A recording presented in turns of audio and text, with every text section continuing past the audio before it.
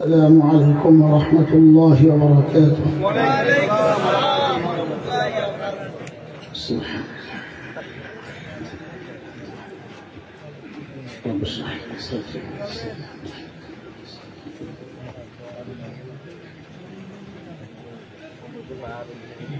الحمد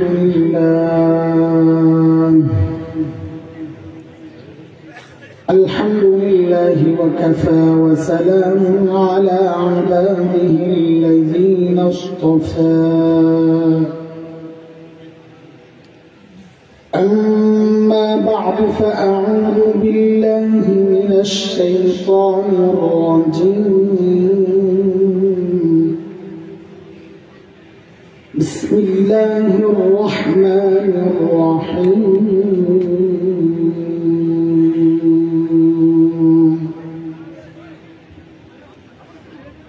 لقد من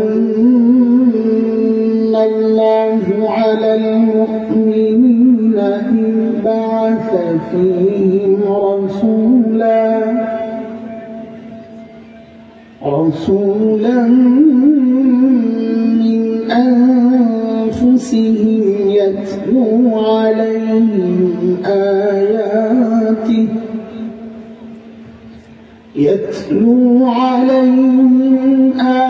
آياته ويزكيهم ويعلمهم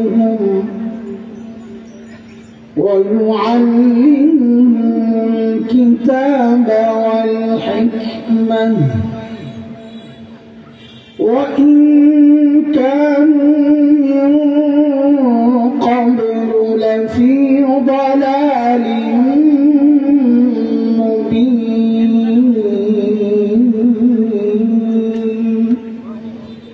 آمنت بالله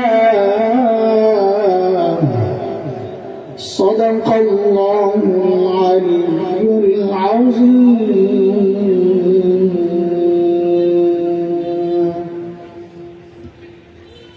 বক্সগঞ্জ ওলামা সংস্থার উদ্যোগে আয়োজিত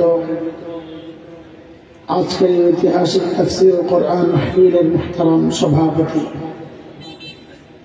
অতিথিবৃন্দ হযরত উলামায়ে কেরাম মুরব্বিয়ানে আযম দূর দূরান্ত থেকে আগত ইসলাম প্রিয় সুধী সমাজ প্রিয় ছাত্র ভাইয়েরা যুবক বন্ধুরা পর্দার আড়ালের মা ও বোন আল্লাহ সুবহানাহু ওয়া তাআলার অশেষ মেহেরবানি যে মহান মালিক লাখো কোটি মানুষ থেকে বাছাই করে দিন এই মজলিসে আমাকে আপনাকে আসার বসার কিছু কথা বলা ও শোনার তৌফিক দান করেছেন। সেজন্য মহান রবের শুকরিয়া আদায় করি, জবান খুলে প্রাণ খুলে কালিমাতুশ শুকর উচ্চারণ করি আলহামদুলিল্লাহ। শুরুতেই একটা কথা বলে তারপর আমি বয়ান শুরু করি। সেটা হলো কোন মুহতারাম যখন বয়ান করতে থাকে এটা সবাই খেয়াল করা, কোন মেহমান আসতেছে বয়ান চলতেছে, ওই বয়ান চলা অবস্থায় মেহমান যেই হোক যদি জিব্রাইলও আসে তাও স্লোগান দেওয়া ঠিক না। তিনি কোরআন হাদিস আর তিনি হাদিস শোনাইতেছিলেন, আপনি একটু খেয়াল করা দরকার। এগুলো হযরত একটা হাদিস শোনাইতেছিলেন, হাদিসের দাম বেশি না হাসান জামিলের দাম বেশি? আরে হাসান জামিল তো কিছু দাম তো হয়েছে ওই কোরআন হাদিসের বরকতি। এখন যার উসিলায় সিন্নি খাই কয় আমার গোষ্ঠী আমার সাও আমারে কয় মেও, আমরা সিন্নি দুরা খাই তো কোরআন হাদিসের উসিলায়। এখন ওই কোরআন হাদিসের আলোচনা থামায় হাসান জামিলের জন্য স্লোগান, এটা হযরতের সাথে আমাদের আদবের খেলাফ কাজ হয়েছে। যে হযরত বয়ান করতেছিলেন আমরা সবার পক্ষ থেকে হযরতের কাছে ক্ষমা চাই, তিনি যেন আমাদেরকে আল্লাহর ওয়াস্তে মাফ করে দেন, আল্লাহ যেন আমাদেরকে মাফ করে দেন। আমরা এই কাজটা করবো না, এটা ঠিক না। হ্যাঁ, স্লোগান দিবেন কে? যিনি বয়ান করতেছেন যদি মনে হয় কিছু বলা দরকার তো স্লোগান তিনি দিবেন, এটা রেওয়াজ আছে। নবী আলাইহিস সালাম যখন দুনিয়ায় আসবেন তো প্রধান অতিথি আসতেছেন, তা আল্লাহ তাআলাও একটা স্লোগানের ব্যবস্থা করছেন। তো স্লোগান কে দিবে? বলে আগের বক্তা। আগের বক্তা কে? হযরত ঈসা আলাইহিস সালাম রে দিয়ে আল্লাহ স্লোগান দেওয়া হয়েছে। সূরা সফ 6 নম্বর আয়াতে এই স্লোগান আসছে। কি বলেন হযরত ঈসা? আল্লাহ বলেন, وَإِذْ قَالَ عِيسَى ابْنُ مَرْيَمَ يَا بَنِي إِسْرَائِيلَ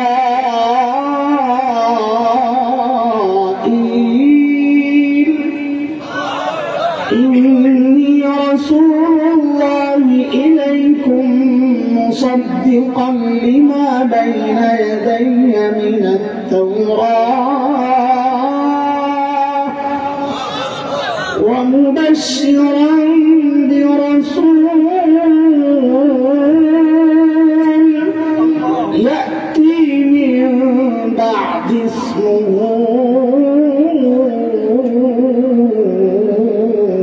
أحمد। স্লোগান দিয়েছেন কে?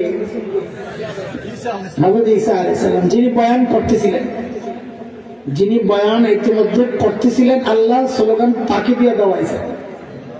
কাজী স্লোগান যদি দিতে হয়, যদি উপযুক্ত মনে হয়, আমাদের মতো ছোট কেউ বয়ান করতেছেন, যেমন আজকে আপনাদের এখানে আসার আগে আমি যেখানে বয়ান করতেছিলাম, তা আমাদের মুরব্বী হযরত অলিপুরি দামাত বরকাতুল আলিয়া যখন আসতেছে, তা আমি বয়ান থামাইয়া পাশ একটারে বলছি এই কথা স্লোগান লাগা।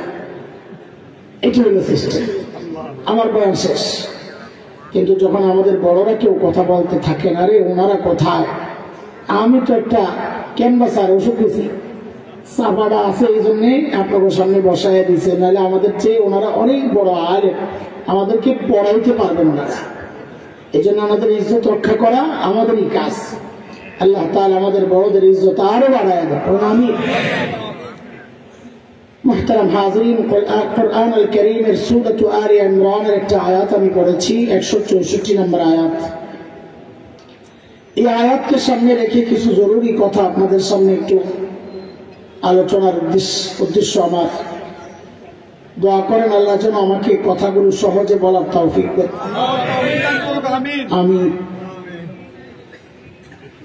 আমি শুরু থেকে শেষ পর্যন্ত যে কথা বলবো, আমাকে খুব মনোযোগ সহ শুনতে হবে আপনাদের ইনশাআল্লাহ। আমি চাইবো আগা গোড়া পুরা বয়ান কি করেছি আজকে সবাই মুখস্থ করবে, হ্যাঁ ইনশাআল্লাহ। বিশেষ করে এই যে গুড়াগাড়া যেগুলো বসছে না মাদ্রাসার, আমি তালি বলে নিন, তোমরা যদি না শোনাইতে পারো সময় মতো পড়া, আমি কিন্তু মুরগি বানাই দেবো আগের থেকে বলে রাখলাম। আমার অভ্যাস বাড়ান, মনোযোগ লাগবে, মনোযোগ আসেনি? মনোযোগ পরীক্ষা নিয়ে তো আবার ফেল করেন আপনারা, আছে মনোযোগ? ঘুমান নেই তো? অনেক সময় দেখা যায় মানুষ নিজে ঘুমায় না, কিন্তু মনোযোগ ঘুমায় যায়, ঠিক নেই? কেমনি বুঝলেন? ওই যে দেখেন, আচ্ছা কে কে ঘুমাইছেন দেখি হাত উঠে দেখান তো, আল্লাহু আকবার। না না হাসেন না, আমি দেখাইছি যে মনোযোগ ঘুমায় গেছে। মানুষ সজাগ কিন্তু মনোযোগ না, না মনোযোগ ঘুমাইলে কথা বলা যাবে না, ঠিক আছে ইনশাআল্লাহ? হ্যাঁ চলে দোস্ত। আল্লাহ সুবহানাহু ওয়া তাআলা জমিনে যত নবী পাঠিয়েছেন আলাইহিমুস সালাতু ওয়াস সালাম, এই সমস্ত নবীকে আল্লাহ কেন পাঠাইছেন, কখন পাঠাইছেন? আল্লাহ তাআলা যখন দেখেছেন তার বান্দা ধ্বংসের খাদে চলে গেছে, জাহান্নামের রাস্তায় ছুটে চলেছে, ওই অসুস্থ মানুষগুলোকে সুস্থ করার জন্য, ওই বিপন্ন বিপর্যস্ত মানুষগুলোকে রক্ষা করার জন্য আল্লাহ সুবহানাহু ওয়া তাআলা যুগে যুগে হযরতে আম্বিয়া আলাইহিমুস সালামকে দুনিয়ায় পাঠিয়েছেন। যেমন হযরতে মূসা আলাইহিস সালামকে আল্লাহ দুনিয়ায় কখন পাঠিয়েছেন, কেন পাঠিয়েছেন? আল্লাহ তাআলা যখন দেখেছেন বনি ইসরাইলের উপর ফেরাউন এবং তার বংশের লোকদের এমন নির্যাতন চলছিল যে বনি ইসরাইল নিঃশেষ হয় প্রায়। নির্যাতনের কিছু ধরন কোরআন আল কারীমের মধ্যে আসছে, যেমন সূরা ইব্রাহিম 6 নম্বর আয়াত। একটা ধরন আল্লাহ বলতেছে, আল্লাহ বলেন وإذ قال موسى لقومه اذكروا نعمة الله عليكم إذ أنجاكم من آل فرعون يسومونكم سوء العذاب ويذبحون أبناءكم ويستحيون نساءكم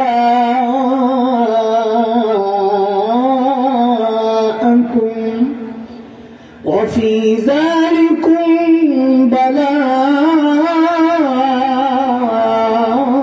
من ربكم عظيم. এই আয়াতে আল্লাহ নির্যাতনের ধরন দেখাইছেন। ফেরাউন কি করত?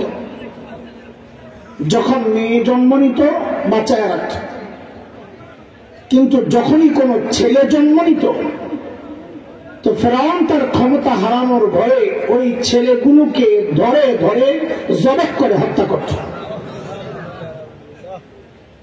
আচ্ছা বলেন তো, এই ছোট্ট বাচ্চা সদ্যজাত শিশু যার শরীরের হাড্ডিগুলো এখনো গোশতের মতো নরম, এই ছোট্ট বাচ্চা ফেরাউনের মতো এমন সুপার পাওয়ার ওই সময় এত শক্তিশালী বাচ্চাকে ক্ষমতা থেকে নামাতে পারত?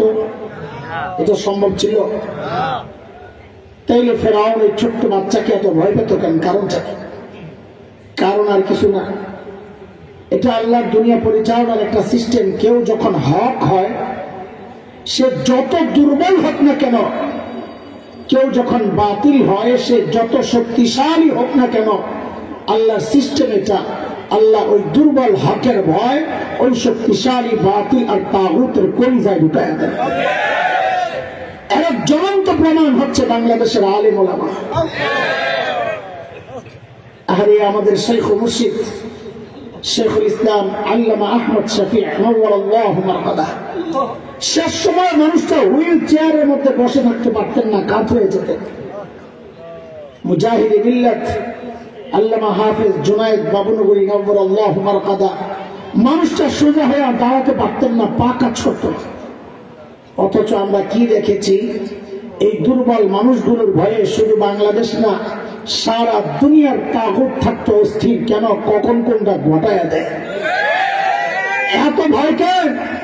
কারণ এই মানুষগুলো দুর্বল হলেও ছিলেন হক, আল্লাহর সিস্টেমের মধ্যে পড়ে গেছে। আল্লাহ এই দুর্বল হকের ভয় ওই শক্তিশালী বাতিল আর তাগুতের কলিজায় ঢুকায় দিয়েছে।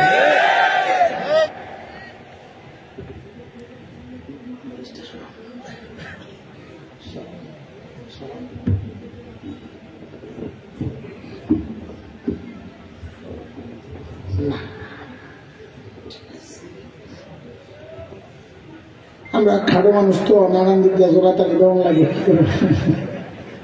আল্লাহ বানাইছে কি করুন, আলহামদুলিল্লাহ। কত জনের হাত পাও নাই, কি কর, চোখ নাই, কান নাই, আল্লাহ আলহামদুলিল্লাহ। মাইকওয়ালা তুমি একটু আইলে ভালো হয়, একটু নামায় দাও। তুমিও বুঝো না আমি যে খাবো, সবার সামনে নামাইলে আমার সরম লাগে। আমি খেয়াল করবো না, বেড়া যখন উঠতেছে সাইজটা কি, খেয়াল করে। আমাকে দুটো প্রশ্নের জবাব দেন। বলেন তো সর্বশ্রেষ্ঠ রসুলকে? সাল্লাল্লাহু আলাইহি ওয়াসাল্লাম। সর্বশ্রেষ্ঠ রসুলকে, রসুল পেয়ে কি আপনারা আনন্দিত না? এটা আমাদের গর্ব না? তো গর্বের জবাবটা গর্বের সাথে দিতে হয়। যখন জিজ্ঞেস করা হবে সর্বশ্রেষ্ঠ রসুলকে, একটু গর্ব প্রকাশ পায় এমন কিছু শব্দ জুড়ে দিবেন, তাহলে সুন্দর হয়। কি বলবেন? বলবেন আমাদের রসুল। এবার একটু বইলে দেখেন গর্বের ভাব আসে কিনা। আমি আবার জিজ্ঞেস করি, বলেন সর্বশ্রেষ্ঠ রসুলকে? আসছে একটা ভাব, এটা গর্ব করার জিনিস। আমাদের রসুল মুহাম্মদ রাসূলুল্লাহ। আচ্ছা, এখানে নাম্বার একটু কম পাইছেন। আরেকটা প্রশ্ন করি, বুঝে শুনে জবাব দিবেন। ফুল অ্যান্সার করা লাগবে, তাহলে এভারেজে পাস করা যাবে। বলেন তো, রোগী যদি ছোট হয়, ধরেন আমার মতো ঠান্ডা, গলা ব্যথা, এই অল্প ছোট্ট রোগের চিকিৎসার জন্য মানুষ কোথায় যায়? এলাকার ডাক্তার না বড় ডাক্তার? এলাকার ডাক্তার। সাবাস, 100-100 পাস। কিন্তু বলেন তো, রোগী যদি বড় হয় তাও কি এলাকার ডাক্তারের কাছে যায় না দেশের বড় ডাক্তারের কাছে যায়? কত বড় রোগী যত বড়, মানুষ ডাক্তারও তালাশ করে। এই দুইটা বিষয়কে মিলাই একটা কথা বের করে খেয়াল করে। যেহেতু আল্লাহ তাআলা নবীদেরকে দুনিয়ায় পাঠিয়েছেন দুনিয়ার অসুস্থ মানুষের চিকিৎসার জন্য, তো বুঝতে হবে আল্লাহ সর্বশ্রেষ্ঠ রসুলকে ওই যুগেই পাঠাইছেন যেই যুগের মানুষগুলো ছিল মানব ইতিহাসের সবচাইতে জঘন্য আর খারাপ মানুষ। কেমনে বুঝলেন? বলে ডাক্তার যেহেতু সবচাইতে বড়, বুঝা গেল যাদের চিকিৎসার জন্য পাঠানো হয়েছে ওরা রোগীও ছিল সবচাইতে বড়। সেই রোগীদের যুগটাকে ইতিহাসে বলা হয় আইয়ামে জাহিলিয়া। কি বলে? বর্বরতার যুগ। বর্বরতার মাত্রা কত দূর ছিল যে ওদেরকে ঠিক করতে আল্লাহ সর্বশ্রেষ্ঠ রসুল আল্লাহ। ইতিহাস পড়ে দেখবেন শরীরের পশম দাঁড়ায় যায়। মানুষ এতটা খারাপ কি করে হয়? কি করতো জানেন? একটা পয়সার জন্য মানুষ মানুষ খুন করে ফেলত। মূর্তি পূজা এখন হয় কি হয় না? তখনও হতো। পার্থক্য কি? এখন মসজিদের মধ্যে মূর্তি রেখে পূজা করা হয় না, অথচ তখন কাবার চারপাশেই তো ছিল 360 মূর্তি। ঘরের মধ্যে আলাদা মূর্তি, মন্দিরে আলাদা, সফরে বের হলে বগলের নিচে করে পকেটে করে আলাদা মূর্তি একটা নিয়ে নিত। কেন? রাস্তায় পূজা করার জন্য যদি আবার খোদা না পাওয়া যায়, বান্দায় খোদা পকেটে লিয়ে করে। জন্ম নিয়ন্ত্রণ এখন হয় কি হয় না? তখন হতো। পার্থক্য কি? এখন জন্ম নিয়ন্ত্রণ হয়, পেটের মধ্যে বাচ্চা নষ্ট করা হয় অথবা আসতে দেওয়া হয়। আর তখন জন্ম নিয়ন্ত্রণ হতো বাচ্চা হওয়ার পর দেখতো ছেলে না মেয়ে।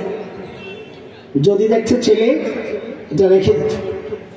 আর যদি দেখছে মেয়ে, এটা ছিল বাবার জন্য সামাজিক কলঙ্ক। আমি মেয়ের বাবা, ওই কলঙ্ক থেকে বাঁচার জন্য বাবা নিজ হাতে নিজের কলিজার টুকরা মেয়েকে জীবন্ত দাফন করে। কুরআন আল কারীমে আসছে, সূরা যুখরুফে আসছে, 14 নম্বর পারার সূরাতুন নাহলে আসছে 58-59 নম্বর আয়াত। আল্লাহ বলেন, وَإِذَا بُشِّرَ أَحَدُهُم بِالْأُنثَىٰ ظَلَّ وَجْهُهُ مُسْوَدًّا وَهُوَ كَظِيمٌ يَتَوَارَىٰ مِنَ الْقَوْمِ مِن سُوءِ مَا بُشِّرَ بِهِ أَيُمْسِكُهُ عَلَىٰ هُونٍ أَمْ يَدُسُّهُ فِي التُّرَابِ أَلَا سَاءَ مَا يَحْكُمُونَ। এই ছিল ওই সময়ের আরবের অবস্থা। আচ্ছা, মানুষগুলো এতটা খারাপ কেন হয়েছিল? কারণটা কি? আমাদের দারুল দেওবন্দের প্রায় 55 বছরের প্রিন্সিপাল মুহতামিম হাকিমুল ইসলাম কারি তৈয়ব রহমতুল্লাহ আলাইহি বলেন, মানুষগুলো এতটা খারাপ হওয়ার পেছনের মৌলিক কারণের অভাব নাই, কিন্তু মৌলিক কারণ ছিল দুইটা। বলেন তো?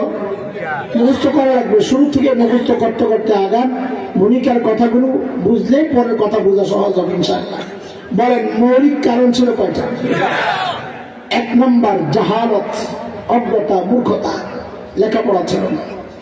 2 চারিত্রিক অধঃপতন, চরিত্র খারাপ। দেখেন, এই দুইটা সমস্যা এতটা ভয়ঙ্কর সমস্যা, একটাও যদি কারোর মধ্যে থাকে সেও অপরাধ করে। যেমন একজন ইঞ্জিনিয়ার, সে শিক্ষিত না মূর্খ? লেখাপড়া আছে না নাই? অথচ আমরা কিছুদিন আগে কি দেখেছি, ইঞ্জিনিয়ার সাহেব সরকারি কাজের টেন্ডার পেয়ে তো কি করছেন, কালভার্ট বানাইতে দিয়েছে, তো রডের বদলে বাঁশ ঢুকাই দিচ্ছে। শুনেন নাই? কি ঢুকাইছে? আচ্ছা, ও জানতো না এখানে রড ঢুকাইতে হয়? জানতো, লেখাপড়া করছে না, কাজী ও জানতো, তারপরে এই অপরাধ কেন করলো? বলে চরিত্র খারাপ। এই দুইটা সমস্যা ছিল আরবের। মাথায় একটা কথা ঢুকায় রাখে শুরু থেকে কিয়ামত পর্যন্ত এই সমাজের যত সমস্যা দেখবে, সমস্ত সমস্যার পেছনের মৌলিক কারণ এই দুইটাই, হয় দ্বীনি শিক্ষা নাই অথবা চরিত্র নষ্ট। সমস্যা কয়টা? সবাই বলে কয়টা? এই মৌলিক দুই সমস্যা ঠিক করার জন্যে, সমাধানের জন্যে, সংশোধনের জন্যে আল্লাহ সুবহানাহু ওয়া তাআলা সর্বশ্রেষ্ঠ রাসূল সাল্লাল্লাহু আলাইহি ওয়াসাল্লামকে মৌলিক দুইটা দায়িত্ব আর জিম্মাদারি আর মিশন আর সমাধান দিয়ে আমার নবীকে আল্লাহ দুনিয়ায় পাঠায় দিয়েছেন। আবার আমার সাথে যুক্ত হয়ে বলেন সমস্যা কয়টা? সমাধান দুটাই। বলেন সমস্যা, সমাধান। সবাই বলেন আবার সমস্যা, সমাধান। আল্লাহর হাবিব নবুয়ত পেয়ে ঘোষণা দিলেন, ইন্নামা বুইসতু মুআল্লিমা বুইসতু লিউতাম্মিমা মাকারিমাল আখলাক।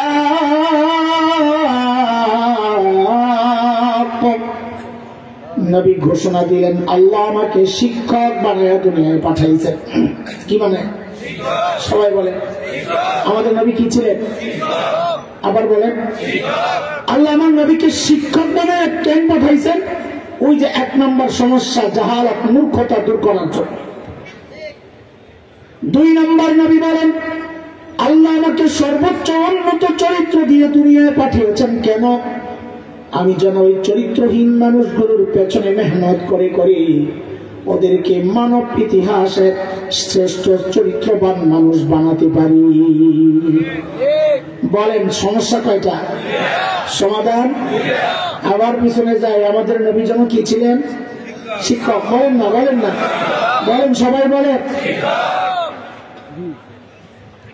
কিছু কথা বলবো এখন ইনশাআল্লাহ, যেগুলো আমাদের অনেকের খারাপ লাগতে পারে, একটু কষ্ট লাগতে পারে। কি করুন কম? হ্যাঁ হ্যাঁ, আপনারা কি মনে করছেন আপনারা যে বলেন যে না বললেন না আমি ছেড়ে দিব, ওটা মনে করছেন? আপনারা মনে করছেন আপনার কাছে অনুমতি চাইতেছে? বাপটা দেখলাম আপনার অবস্থা কি। আপনারা সমর্থন দিলেও বলবো, মানা করলেও বলবো। 16 বছর বইলে আসছি, দৌড়ানি খাইতে খাইতে আর বলছি, দৌড়ানি খাইছি আর বলছি, জুলুমের শিকার হয়েছি আর বলছি, বলতেই থাকবো ইনশাআল্লাহ। বাকি আপনাদেরকে কষ্ট দেওয়ার জন্য কথাগুলো বলছি না, বলবো না। কথাগুলো বলার একমাত্র উদ্দেশ্য আপনাদের হৃদয়ে আফসোসের আগুনটা জ্বালায় দিতে, যাহারে কি করলাম। তো আবারও বলেন আমাদের নবী কি ছিলেন? দেখেন ওলামাদের প্রোগ্রাম তো, এই জন্য ওলামাদের বিষয়ে কিছু কথা আপনাদেরকে শোনানো মাকসাদ। আমরা যারা মাদ্রাসায় পড়ি, আমরা বলতে আপনারা যারা মাদ্রাসায় পড়েন নাই, আপনাদের গর্বের অনেক উপলক্ষ। কেউ ডাক্তার তার গর্ব, কেউ ইঞ্জিনিয়ার তার গর্ব, কেউ পিএইচডি করা ডক্টর তার গর্ব, কেউ সমাজপতি শিল্পপতি তার গর্ব, কেউ জনপ্রতিনিধি মেম্বার চেয়ারম্যান এমপি তার গর্ব, হ্যাঁ কারো ছেলে মেয়ে ইউরোপ আমেরিকায় থাকে তার গর্ব। আমরা যারা মাদ্রাসায় পড়ছি পড়াচ্ছি, এই জায়গায় আমি কওমি আলিয়া আলাদা করতে চাই না। আমরা যারা মাদ্রাসায় পড়েছি আমাদেরও একটা গর্বের জায়গা আছে। সেটা কি জানেন? আমরা লেখাপড়া যাই করি না কে, আমাদের ওই লেখাপড়ার গোড়ায় মুহাম্মদুর রাসূলুল্লাহ সাল্লাল্লাহু আলাইহি ওয়াসাল্লাম। এটা আমাদের গর্ব।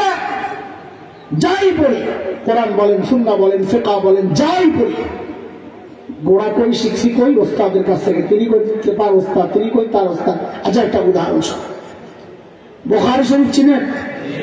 হ্যাঁ চিনবেনই তো।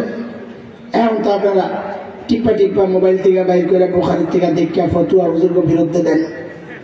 হ্যাঁ আপনারা ওলামাদের কাছে আসেন না, আপনাদের এখন ওস্তাদ হচ্ছে ফদিলাতুশ শাইখ আল্লামা মুফতি ইন্টারনেট লাহমাতুল্লাহ আলাইহি।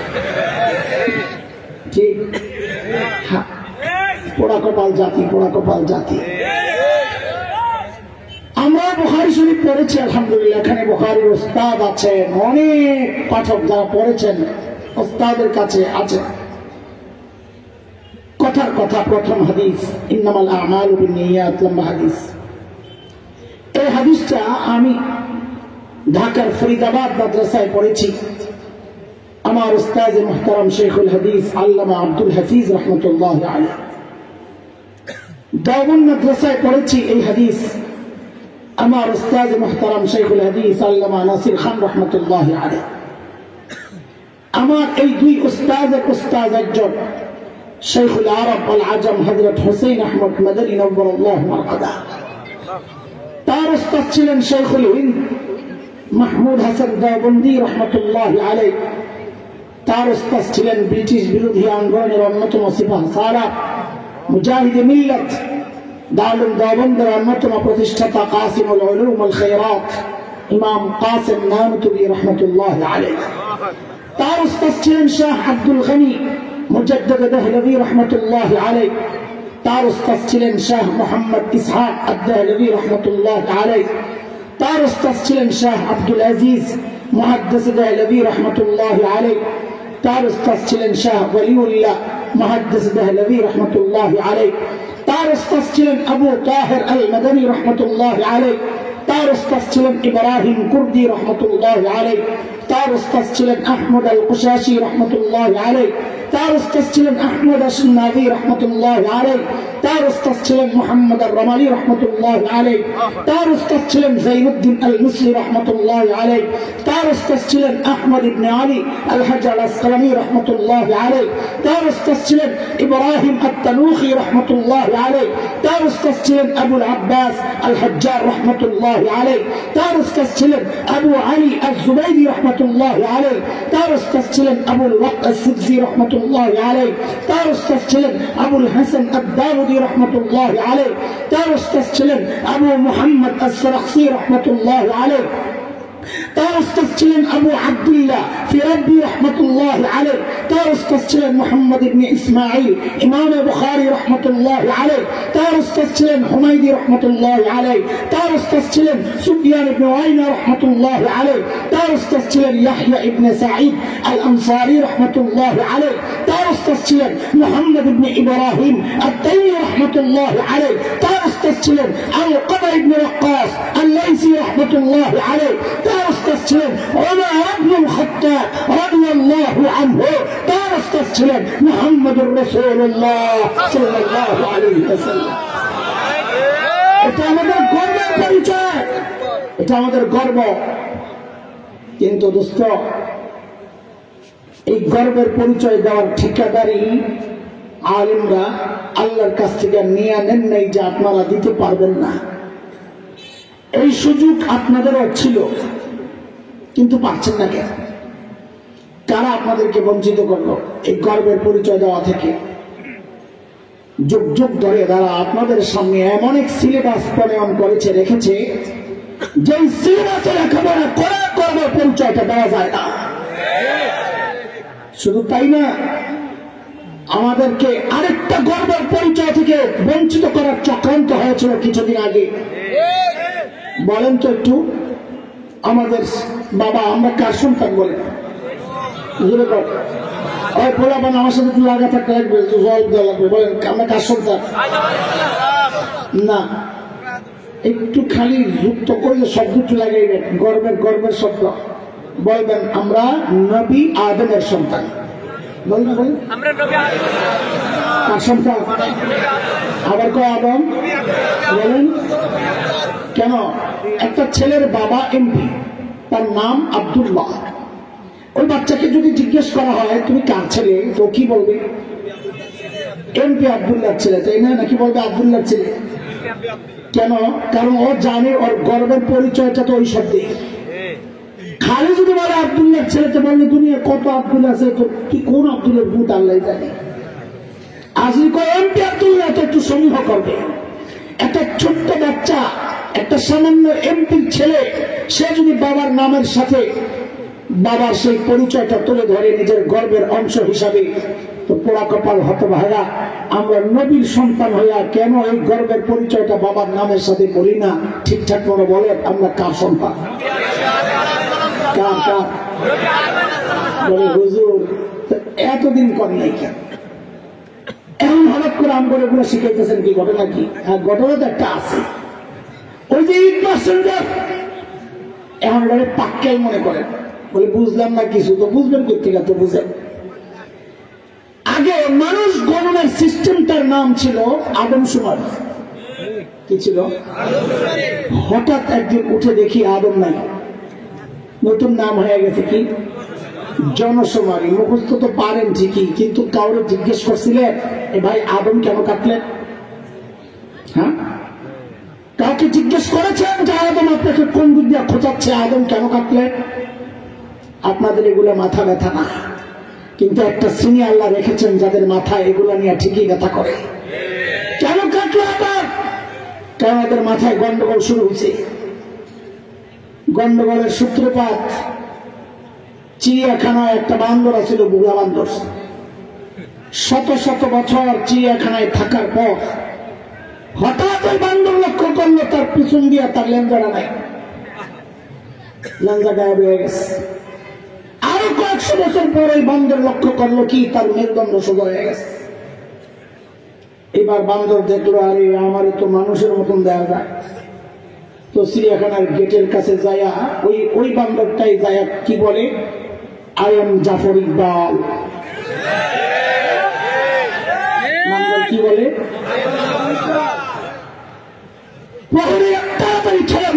সর্বনাশ, তো বহুত বড় বুজুর্গ, আপনার নেত্রী হেরে দইরা হেরে দায়িত্ব দিচ্ছে আপনার সন্তানের সিলেবাস প্রণয়নের জন্য। তো সে বাংলায় পড়ছে বিজ্ঞানের নামে আপনার সন্তানকে ওই কুশিক্ষায় বিষ ঢুকায়া দিচ্ছিল যে আমরা আদম সন্তান না, আমরা জান্নাত থেকে আসি নাই, আমরা আসছি জঙ্গল থেকে, আমরা আদমের সন্তান না, আমরা বানরের সন্তান। এখন তো নাউজুবিল্লাহ কর, তখন তো কথা কর নাই। এই ওলামাদের প্রতিবাদের মুখে কুচুক্রিয়া সেদিন পিছু হাঁটতে বাধ্য হয়েছে। আমাদের আক্ষেপের জায়গাটা হচ্ছে প্রতিবাদ আলেমরা কেন করবে? প্রতিবাদ তো করার কথা আপনাদের। কেন? কারণ আলেমের সন্তান এই ঘোড়ার টিমের সিলেবাস পড়ে না, পড়বে না। আলেমের সন্তানকে কলা কলা রসুল্লাহ পড়বে, এই সিলেবাস পড়ে আপনার সন্তান। প্রতিবাদ আপনাদের করার কথা ছিল, আপনারা প্রতিবাদ তো করেন নাই, বরং বহু পোড়া কপাল এই প্রতিবাদী আলেমদের বিরুদ্ধাচরণ করেছেন। বহু পোড়া কপাল এই প্রতিবাদকে রাজনৈতিক বক্তব্য আখ্যা দেওয়ার চেষ্টা করেছে। দোস্ত, সব জায়গায় রাজনীতি চাইলেন না, এটা রাজনীতির বিষয় না, এটা আমার ইমানের বিষয়, এটা আমার আকীদার বিষয়, এটা আমার চেতনার বিশ্বাসের বিষয়। ভবিষ্যতে এমন চক্রান্ত আরো হবে, আকাশে শকুনের আনাগোনা পরিলক্ষিত হচ্ছে। আপনাদেরকে ডাক দিয়ে যাই, যদি এমন চক্রান্ত আরো হয়, আলেম থেকে বিচ্ছিন্ন না হওয়া, আলেমের মুখোমুখি না দাঁড়ায়া, আলেমের হাতে হাত রেখে কাঁধে কাঁধ মিলিয়ে মুষ্টিবদ্ধ হাত উঠিয়ে একসাথে উচ্চারণ করতে হবে, বাংলাদেশে নাস্তিকতার চর্চা করতে হবে।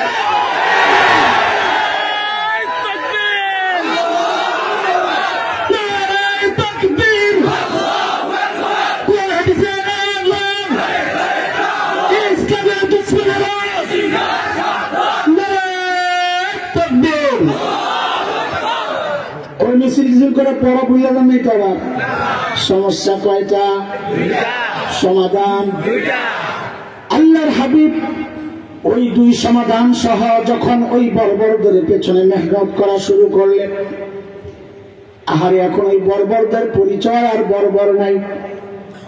বলে তো নতুন পরিচয় বলেন না। বলে আমি কি বলবো, মালিককে জিজ্ঞেস করো না। মালিককে জিজ্ঞেস করলাম, মালিক ওই বর্বরদের নতুন পরিচয় বলেন। তো আল্লাহ জানায়া দিলেন, সীমাহুম ফি ওজুহিহিম মিন আসারিস সুজুদ, ওদের চেহারার মধ্যে সেজদার চিহ্ন পাইবা। বলে সেজদার চিহ্ন তো বাহির দেয়া, তার মানে বাহিরে ফিটফাট, আবার ভেতরে সদরঘাট কিনা? আল্লাহ বলেন না না না, আমার নবীর সাহাবীরা বাহিরে এক নাম্বার, ভিতরেও এক নাম্বার। বলে ভেতরে এক নাম্বার বুঝবো কেমনে? আল্লাহ যেন জবাব দেন, তোর বুঝার দরকার কি? আমি ওদের কলবের পরীক্ষা নিয়েছি, আমার নবী পড়াইছেন, পরীক্ষা নিয়েছি আমি। এরা দোস্ত বলেন ফাইনাল পরীক্ষা যিনি পড়ান তিনি নেন না এই জন্যে। আল্লাহ বলেন আমার নবী পড়াইছেন, পরীক্ষা নিছি আমি, পরীক্ষা নিয়ে দেখেছি ওদের দিল ঠিক আছে, ওদের তাকওয়া কলব ঠিক আছে, ওই পরীক্ষায় ওরা পাস। আল্লাহ বলেন উলাইকা আল্লাযীনা ইমতাহানাল্লাহু কুলুবুহুম লিত্তাকওয়া قلوبهم للتقوى لهم مغفرة وأجر عظيم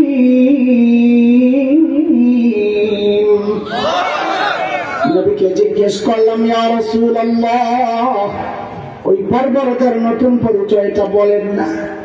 আল্লাহর হাবিব যেন বলে উঠলেন রে আমার সাহাবীদেরকে তোরা বর্বর বলিস না, ওরা আর এখন বর্বর নাই, গত নতুন পরিচয়টাই বলেন না।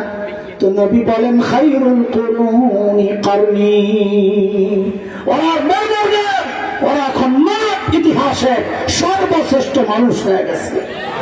আর চিৎকার দিয়ে বললো বলেন না আল্লাহ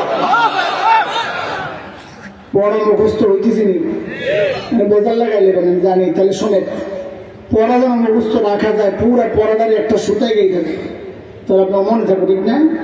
চলে ইনশাআল্লাহ মনে থাকবে, ইনশাআল্লাহ কেন থাকবে না।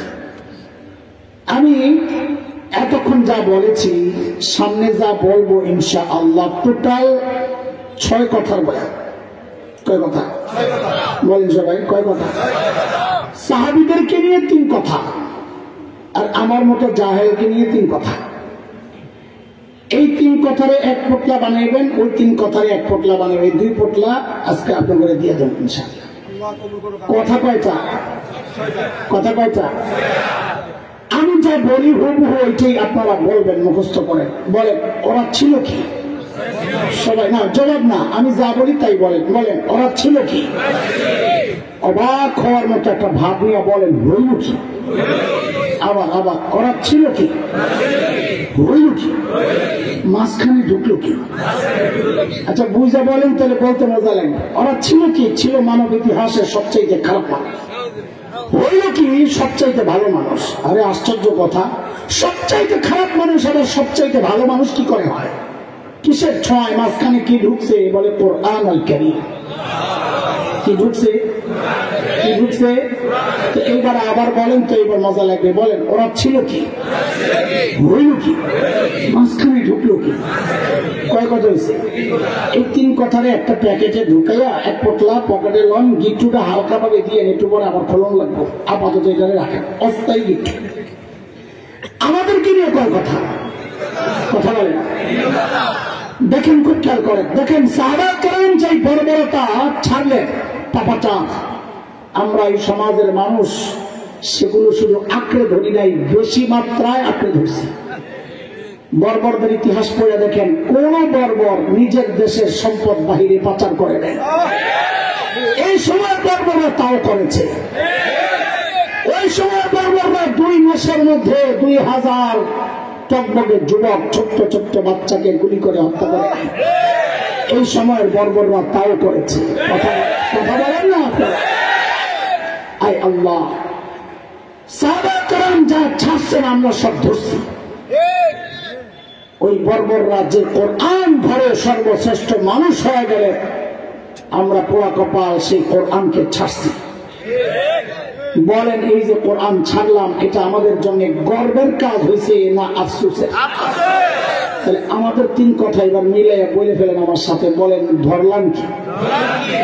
আফসোসের ঢঙে বলবেন ছাড়লাম কি? মুনাজাতের মতো হাত ওঠান, মুনাজাতের মতো, মুনাজাতের মতো হাত ওঠান। উঠেছে? এবার কপাল একটা জোরে বাড়ি মারেন, বলেন আরে করলাম কি? পুরো আহারের সিফত মাখরাজ ঠিক মতো উচ্চারণ হয় নাই। ভালো করে করবেন যেন কলিজার থেকে বাইরে ছিল বোঝা যায় আপনার কষ্টটা কোন মাত্রার কষ্ট, আপনার উচ্চারণ দিয়ে বোঝা যাবে। আমাদের খুরশিদ কাসিম সাহেব বলেন আমাদের ওইরকম টাক মারবে। ঠিক আছে, বলে ধরলাম কি? ছাড়লাম কি? করলাম কি? এইবার হয়েছে কিছু। কয় কথা হইল? এই 3 কথারে আরেক পোটলা বানান। এবার একটা গিফট দেন, জোরে সোরে বাই করতে খুলতে দেরি হইব। লং বাম পকেটে রাখছে, কথা কয় না? ওই ডাইন পকেটের পোটলাটা খোলেন, একটু হালকা করে দিতে কইছিলাম এই জন্য। ওই 3 কথা বাই করে কি ছিল 3 কথা? কাদেরকে নিয়ে? কাদেরকে নিয়ে 3 কথা কি ছিল বলে? ওরা ছিল কি, হইল কি মাঝখানে? চল এই 3 কথার ব্যাখ্যা আগে শুনি, তারপরে বাকি পটলা পরে। ছিল কি এতক্ষণে আলোচনা হয়েছে? 1 পয়সার জন্য যারা মানুষ খুন করত, পয়সা মিস না হয় সেই জন্য সাথে করে সফরে মুক্তি নিয়ে দিত, নিজের সামাজিক ইজ্জত রক্ষার জন্য নিজের জীবন্ত মেয়েকে জীবন্ত দাফন করত। এই হলো ছিল। সেই মানুষগুলো কোরআনের ছোঁয়ায়, আমার নবীর শিক্ষায়, আমার নবীর দীক্ষায়, আমার নবীর আদর্শে আদর্শবান হয়ে সেই মানুষগুলো কি হয়ে গেল এইবার একটু দেখে আসে। চলে কি মানুষ কি হয়ে গেছে। আল্লাহর নবীর এক সাহাবী ছিলেন হযরত সাঈদ ইবনে আমির আল জুমাহি রাদিয়াল্লাহু আনহু। মুসলমান হিসেবে একটু দেরিতে, হিজরতের বেশ পর। মুসলমান দেরিতে হলে কি হবে? ঈমান ছিল বড় পাক্কা। কত পাক্কা? একটা গল্প শুনলেই বুঝবেন ঈমান কত পাক্কা ছিল। হযরত ওমর যখন খলিফা, ওমর নরম না গরম? বলবেন না কেমন গরম? শয়তানের ডরে যেত গায়ের রাস্তায়, এগুলো সহজ কথা। সেই ওমর যখন খলিফা, হযরত সাঈদ আয়েশা একদিন বলতেছে কি, ওমর আল্লাহ দায়িত্ব দিয়েছেন ঠিকঠাক মতো আদায় করেন, নাহলে কিন্তু খবর আছে। বাপরে বাপ, পরিযায় সাহস কত! এত সাহস কই পেল? মানুষ নিজে যত সৎ হয় তার সাহসও তত উঁচা হয়। নিজের মধ্যে 2 নম্বরই থাকলে কথা বলবে মিনমিন মিনমিন কইরা, আর তেলের বোতল খালি করবো। খালি তেলের বোতল খালি করে কি করে? খালি ঠিক করবে না, না বুঝলে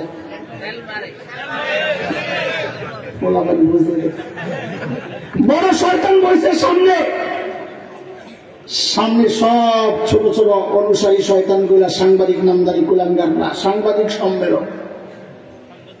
হায় রে, কি কি প্রশ্ন আর তৈলাত্মক, খালি শিক করছে কথার মধ্যে। কি কয়? মাননীয় প্রধানমন্ত্রী, আপনি এই বয়সে কাজের এত এনার্জি কোথায় পান? সারা দুনিয়ার জন্য আপনি উন্নয়নের রোল মডেল। মাননীয় প্রধানমন্ত্রী, এমনই রাজনীতি আসে, কি মজা লাগতেছে।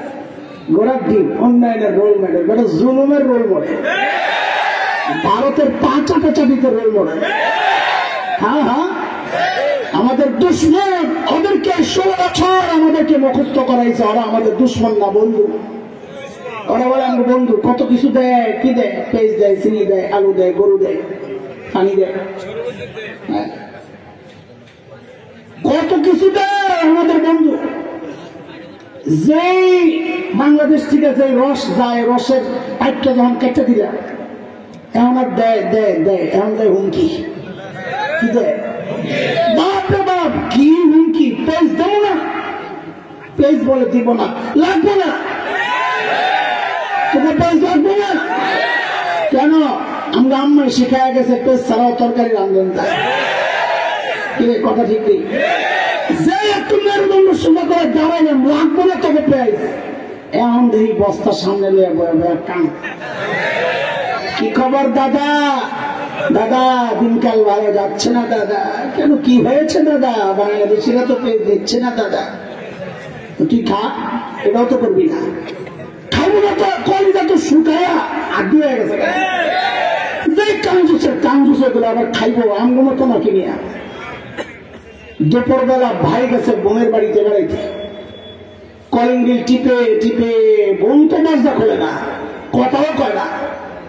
ভাই বুঝছে কাহিনী, জানালার কাছে যাইয়া বলতেছে, দিদি আমি কিন্তু খেয়ে আসছি। এখন দিদি ভিতর থেকে কয়, হবে বলবি না? এই সে কাঞ্জুসে কাঞ্জুস রুচি এত নোংরা, সুবহানাল্লাহ। এই জন্য মাঝে মধ্যে যখন আমরা দেশ দখলের হুমকি টুমকি দেয় না, আপনারা বলেন কিনা জানি না, আমি একটু ডরাই। কেন জানেন? জাগরুচির অবস্থায় আরেক দেশ দখল করার মতো মানসিক শক্তি রাখে না। এই জন্য আমি বলি কি জানেন, আমি মাঝে মাঝে বলি কি জানেন, আর বাংলাদেশ দখল করার আগে নিজেকে হাঁটার জায়গা ঠিক করে এখনো রাস্তাঘাটে মলত্যাগ করে। বিশ্বাস করেন না? আমরা যখন দেওবন্দে যাই, কলকাতা থেকে ট্রেনে উঠছি, লম্বা সফর, দিন যায় রাত আসে, রাত যায় দিন আসে, লম্বা সফর। তো ভোর হইলেই জানালার কাছে যাইতাম নতুন এলাকা দেখার জন্য, নতুন এলাকা কেমন। হায় আল্লাহ, মাঝে মাঝে যায় সর্বে মুখ ফিরে কেন রেললাইনে লাইন করে বসে সব ফ্যামিলি প্যাকেজ, বুড়া জুয়ান নারী পুরুষ গুড়া গাড়া যা আছে, ছোট্ট বোতল একটা লেগে বয়ে দিয়েছে, দাঁড়িয়ে মানুষ রক্ষা গুন্ডাটা টাইনা দিয়েছে পিছন দিয়ে এখানে কাম সপ্তাহ। ওরা বলে আমাদের দখল করবো কম দেখি, আমি কই সাহস করে খেলা যাবে, আর খেলা হবে। ছোটবেলা থেকে যে জিহাদি চেতনা লালন করছি, সুযোগ তো পাচ্ছে না, তোরা না ঢুকলে ঢুকে যা সাহস করে আমার দেশকে দখল করবি। আমরা স্বপ্ন দেখে ভিন্ন কিছু, আলহামদুলিল্লাহ আমাদের স্বপ্ন বাস্তবায়ন শুরু হয়ে গেছে। সিরিয়ায় কালিমার পতাকা উঠে গেছে, আফগানিস্তানের কালিমার পতাকা উঠে গেছে। আমার দেশকে দখল করবি, আমরা তো স্বপ্ন দেখি ইনশাআল্লাহ খুব শিগগির দিল্লির লালকেল্লায় আবার কালিমার পতাকা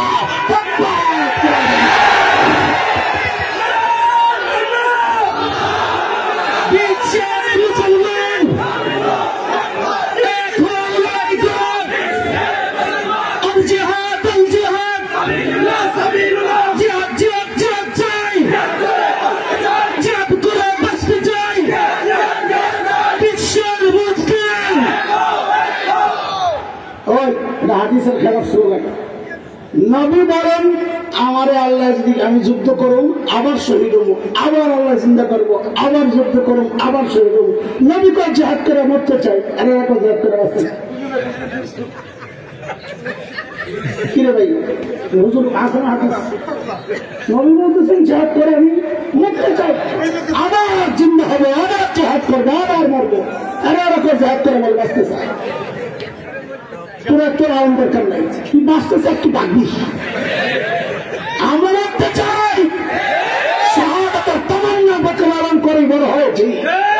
মুসলমান ভাবতে চাই না, মুসলমান পালায় না, ফখরুলের বাড়ির ঠিকানাও চায় না। আর কথা বল, মুসলমান রক্ত দিতে জানে, যারা রক্ত দিতে জানে তাদেরকে হুমকি দেওয়া লাভ নাই।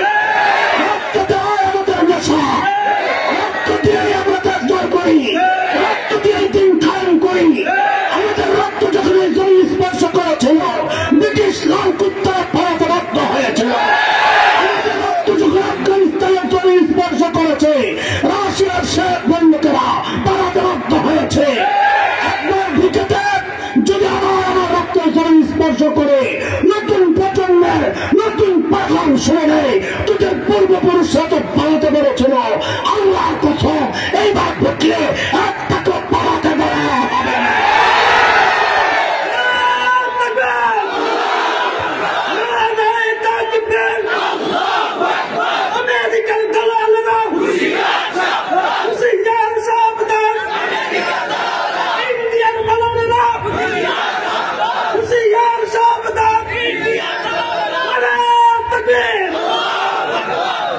আসেন তো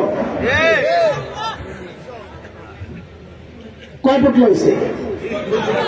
প্রথম বোতলায় কাদেরকে নিয়ে কয় কথা? ওরা ছিল কি, হইল কি মাঝখানে? ওই যে হযরত সাঈদ ইবনে আমের হইল কি দেখাইতেছে, মনে আছে তো? হযরত ওমর যখন কইল ওমর ঠিকঠাক মতো কাম করে না, কিন্তু খবর আছে। ওমর কারি এই লোক আমার দরকার। ওমর তো এই যুগের শাসক না, এই যুগের শাসকরে যায় যদি কেউ কইতো ঠিকঠাক মতো কাম চালায় নাহলে খবর আছে, কি করতো? যা কোন রকম চাটা খাওয়া বিদায় করে এই গন্ডে সংস্থারে কোথায় তেল বেড়ে গেছে, রায়না করে ঢুকা। কথা ঠিক কিনা বলে? তিনি তো অমর। তিনি কি? তিনি অমর। নৈতিকতার আদর্শ সারা দুনিয়ার মানুষের জন্য। হযরত ওমর দিল থেকে বড় খুশি, আর এই লোক আমার দরকার। প্রশাসনিক কাজে এমন সৎ নিষ্ঠাবান সৎ সাহসী মানুষ দরকার। জোর করে ধরে সিরিয়ার এক শহর হিমসের গভর্নর বানাইয়া পাঠায় দিছে, যা কাজ করো। হইল কি দেখাইতেছি মনে আছে তো? ছিল কি যারা 1 পয়সার জন্য মানুষ খুন করতো মনে আছে তো? লাইন হারায়েন না কিন্তু। হিমস থেকে এক দল আসছে মদিনায় হযরত ওমরের সাথে সাক্ষাৎ করার জন্য। তাদের অর্থনৈতিক কিছু মন্দা চলতেছিল, ওই অভিযোগ। হযরত ওমর বললেন, তোমরা একটা কাজ করো, হিমসের গরিবদের একটা লিস্ট দাও আমারে, আমি বাইতুল মাল রাষ্ট্রীয় কোষাগার থেকে কিছু বরাদ্দ দিয়ে দিই। হিমসের লোকেরা লিস্ট একটা করছে লম্বা, নিয়ে হযরত ওমরের কাছে জমা দিয়েছেন। ফুকারা ও হিমসের গরিবদের লিস্ট। মুসলমান খেয়াল করেন ছিল কি হইল কি দেখেন। হযরত ওমর লিস্টটা হাতে নিয়ে অবাক হয়ে তাকায় আছে, এই কি গো, এটা কি? কেন? হযরত ওমর দেখেন যে ওই লিস্টের শুরুর দিকেই হিমসের গভর্নর সাঈদ ইবনে আমির আল জুমাহির নাম। সাঈদ ইবনে আমির জানতে চাইলেন, আমি এরকম ফাঁকে এরকম কি ব্যাপার, তোমাদের গভর্নর বুঝি গরিব মানুষ? হিমসের লোকেরা জবাব দিলেন, বালা আমি না করো না, আমাদের গভর্নর শুধু গরিব না, হিমসের মধ্যে সবচাইতে গরিব। হযরত ওমর এই কথা শুনে এত খুশি হয়েছে, সাথে সাথে 1000 স্বর্ণ মুদ্রা প্যাকেট করে দূত মারফত পাঠায় দিয়েছেন, যাও আমার পক্ষ থেকে আমার সাইদকে হাদিয়া দিয়ে আসো। এই 1000 কি বুঝে, হিসাবটা বুঝে? 1 স্বর্ণ কত? আমাদের হানাফি মাযহাব মতে 1 মুদ্রা হলো 3.2 গ্রাম। সেই হিসাবে প্রায় 3.5 মুদ্রায় 1 ভরি। 1000 স্বর্ণ মুদ্রা মানে প্রায় 350 ভরি। 1 লক্ষ টাকা করে ভরি হিসাব করলেও তো 3.5 কোটি টাকা। বাপরে বাপ। দূত যখন এই বিশাল অঙ্কের হাদিয়া এনে হযরত সাঈদের কাছে পেশ করেছে, আমিরুল মুমিনের হাদিয়া, হযরত সাঈদ প্যাকেটটা খুলে যখন দেখলেন এই বিশাল অঙ্কের হাদিয়া তার জন্য, তিনি সাথে সাথে প্যাকেটটাকে ছুঁড়ে মেরে চিৎকার দিয়ে বললেন, ইন্না লিল্লাহি ওয়া ইন্না ইলাইহি রাজিউন। কি বলছেন? হাদিয়া পাইলে ইন্না লিল্লাহ পড়ার কথা না আলহামদুলিল্লাহ। আপনারা কি করতেন জানি না, আমার ইমানের যে হালত, এমন একটা পটলা যদি আমি পেতাম তো ভিতরে যায় যে করা লাভ দিতে পারলে যায় খুশি। বিশ্বাস না হইলে দিয়ে দেন, না না আপনার যদি বিশ্বাস না হয়তো দিয়ে দেন। আল্লাহ নবীর সাহাবী হযরত সাঈদ কি করছেন? কি করছেন? ফালায়া কি করছেন? এমন ভাবে ইন্না লিল্লাহ বলছেন, বউ তো ভেতর থেকে ভয় পায় বাতাস দিয়ে। আরে এইভাবে ইন্না লিল্লাহ কেন পড়লো? মদিনা থেকে দূত আসছে, না জানি কোন দুঃসংবাদ নিয়েছে, আল্লাহ জানে। সাথে সাথেই জানতে চাইলেন, আকুতিলা ওমর ইবনুল খাত্তাব, কি ব্যাপার সাইয়েদনা ওমর বুঝি শহীদ হয়ে গেছেন, এইভাবে ইন্না লিল্লাহ কেন পড়লেন? হযরত সাঈদ জবাব দেন, না না, ঘটনা তা না, বরং তার চেয়েও মারাত্মক, তার চেয়েও। বউ আবার জানতে চাইলেন, আকুতিলাল মুসলিমুনা ফি মারিকা, তাই নাকি কোন যুদ্ধে মুসলমান ব্যাপক ভাবে শহীদ হয়ে গেল কিনা? হযরত সাঈদ জবাব দেন, না না, ঘটনা তাও না, তার চেয়েও মারাত্মক। এইবার তো বউ গেছে আরো ডরায়, এখন না জানি আমার জামাইয়ের কল্লাটা নিতে পারাইছে। আরে বলেন না, এইভাবে ইন্না লিল্লাহ কেন পড়লেন? এরে দোস্ত, হযরত সাঈদের জবাবটা কিয়ামত পর্যন্ত আমাদের জন্য একটা আদর্শ। কেউ যদি জাহেদ হতে চায়, দুনিয়া বিমুখ হতে চায়, হযরত সাঈদ কি বললেন? উদখিলাত আলাইয়া দুনিয়া লিতুফসিদা আখিরাতি, আমার ঘরে দুনিয়া ঢুকায় দেওয়া হয়েছে আমার আখিরাতকে বরবাদ করার জন্য। সাথে সাথে বিবিকে বললেন, আমি চাই মদিনার দূত আমার ঘরে থাকতে থাকতে এই 1000 স্বর্ণ মুদ্রা তুমি হিমসের গরিবদের মধ্যে বিলাইয়া দিবা। কি বুঝলে? শাসক যদি দিনদার হয়, শাসকের মধ্যে যদি ইমানদারি থাকে, তো নিজের বরাদ্দের টাকাটাও জনগণকে দিয়ে দেয়। আর শাসকের মধ্যে দিন না থাকলে জনগণের বরাদ্দের টাকা মাইরা বিদেশ জায়গা বাড়ি বানায়। কথা ঠিক?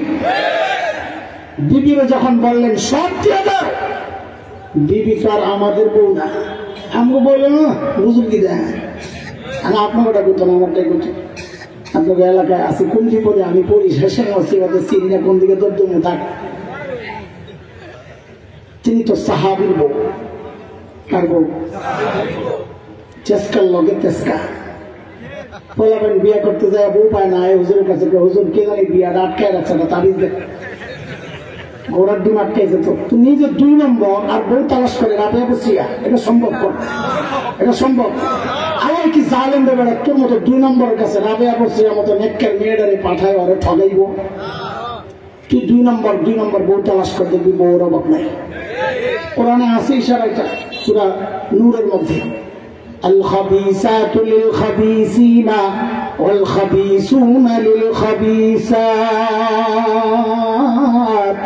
والطيبات للطيبين والطيبون للطيبات أولئك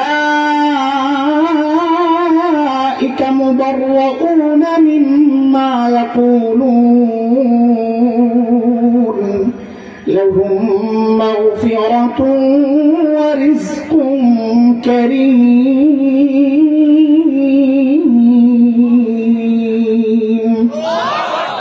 এই আয়াতের সংক্ষেপ তর্জমা করলে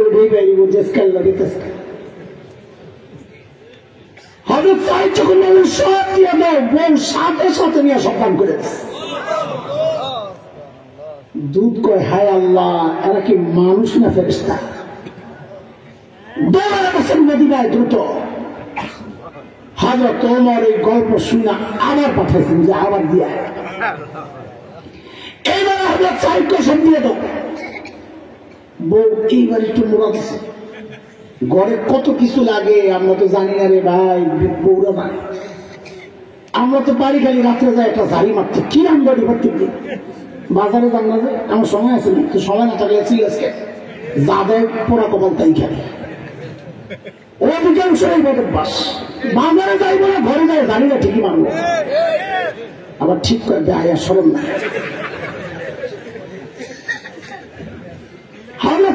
কিছু টাকা পয়সা লাগবে তোমার, কিন্তু সব রেখে তো না, আলহামদুলিল্লাহ তো আরো ভালো হয়।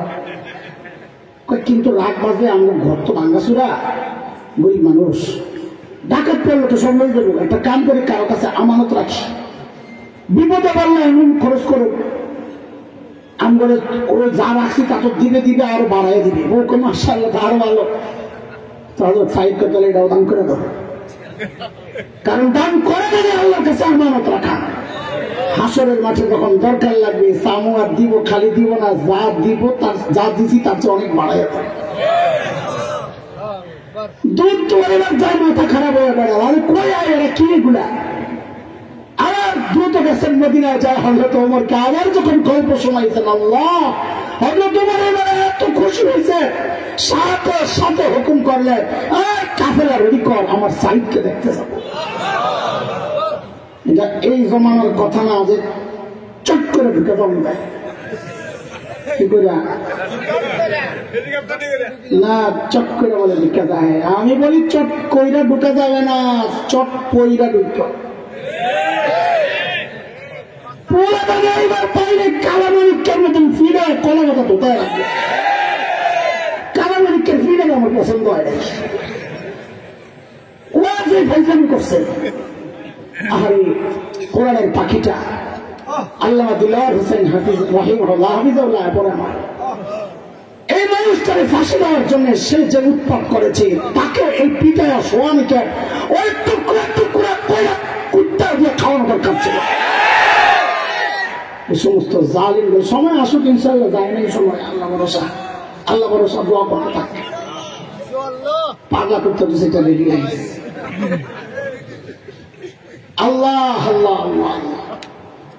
সাইয়েদুনা ওমরের কাফেলা যখন হিমসে ঢুকে, গোটা হিমস যেন ভেঙ্গে পড়ে, চারদিক থেকে হাজারো মানুষ ছুটে ছুটে আসতেছে। কেন? আহারে মদিনা থেকে আমাদের আমিরুল মুমিনিন আসতেছেন, আল্লাহর নবীর শ্রেষ্ঠ সাহাবী ওমর ইবনুল খাত্তাব আসতেছেন এক নজর দেখার জন্য। হাজার মানুষ সামনে, হযরত ওমর বসা, পাশে সাঈদ ইবনে আমের। হযরত ওমর চিন্তা করলেন, সাঈদকে আমি তো ভালো জানি, কিন্তু জনগণ কি বলে একটু পরীক্ষা করে নেওয়া যাক। অনেক সময় দেখা যায় নেতার কাছে নেতা ভালো, পাবলিক দেখতে পারে না। কথা বল না, কথা বল। মার্কা ফেল করে, স্বতন্ত্র পাস করে, আছে না?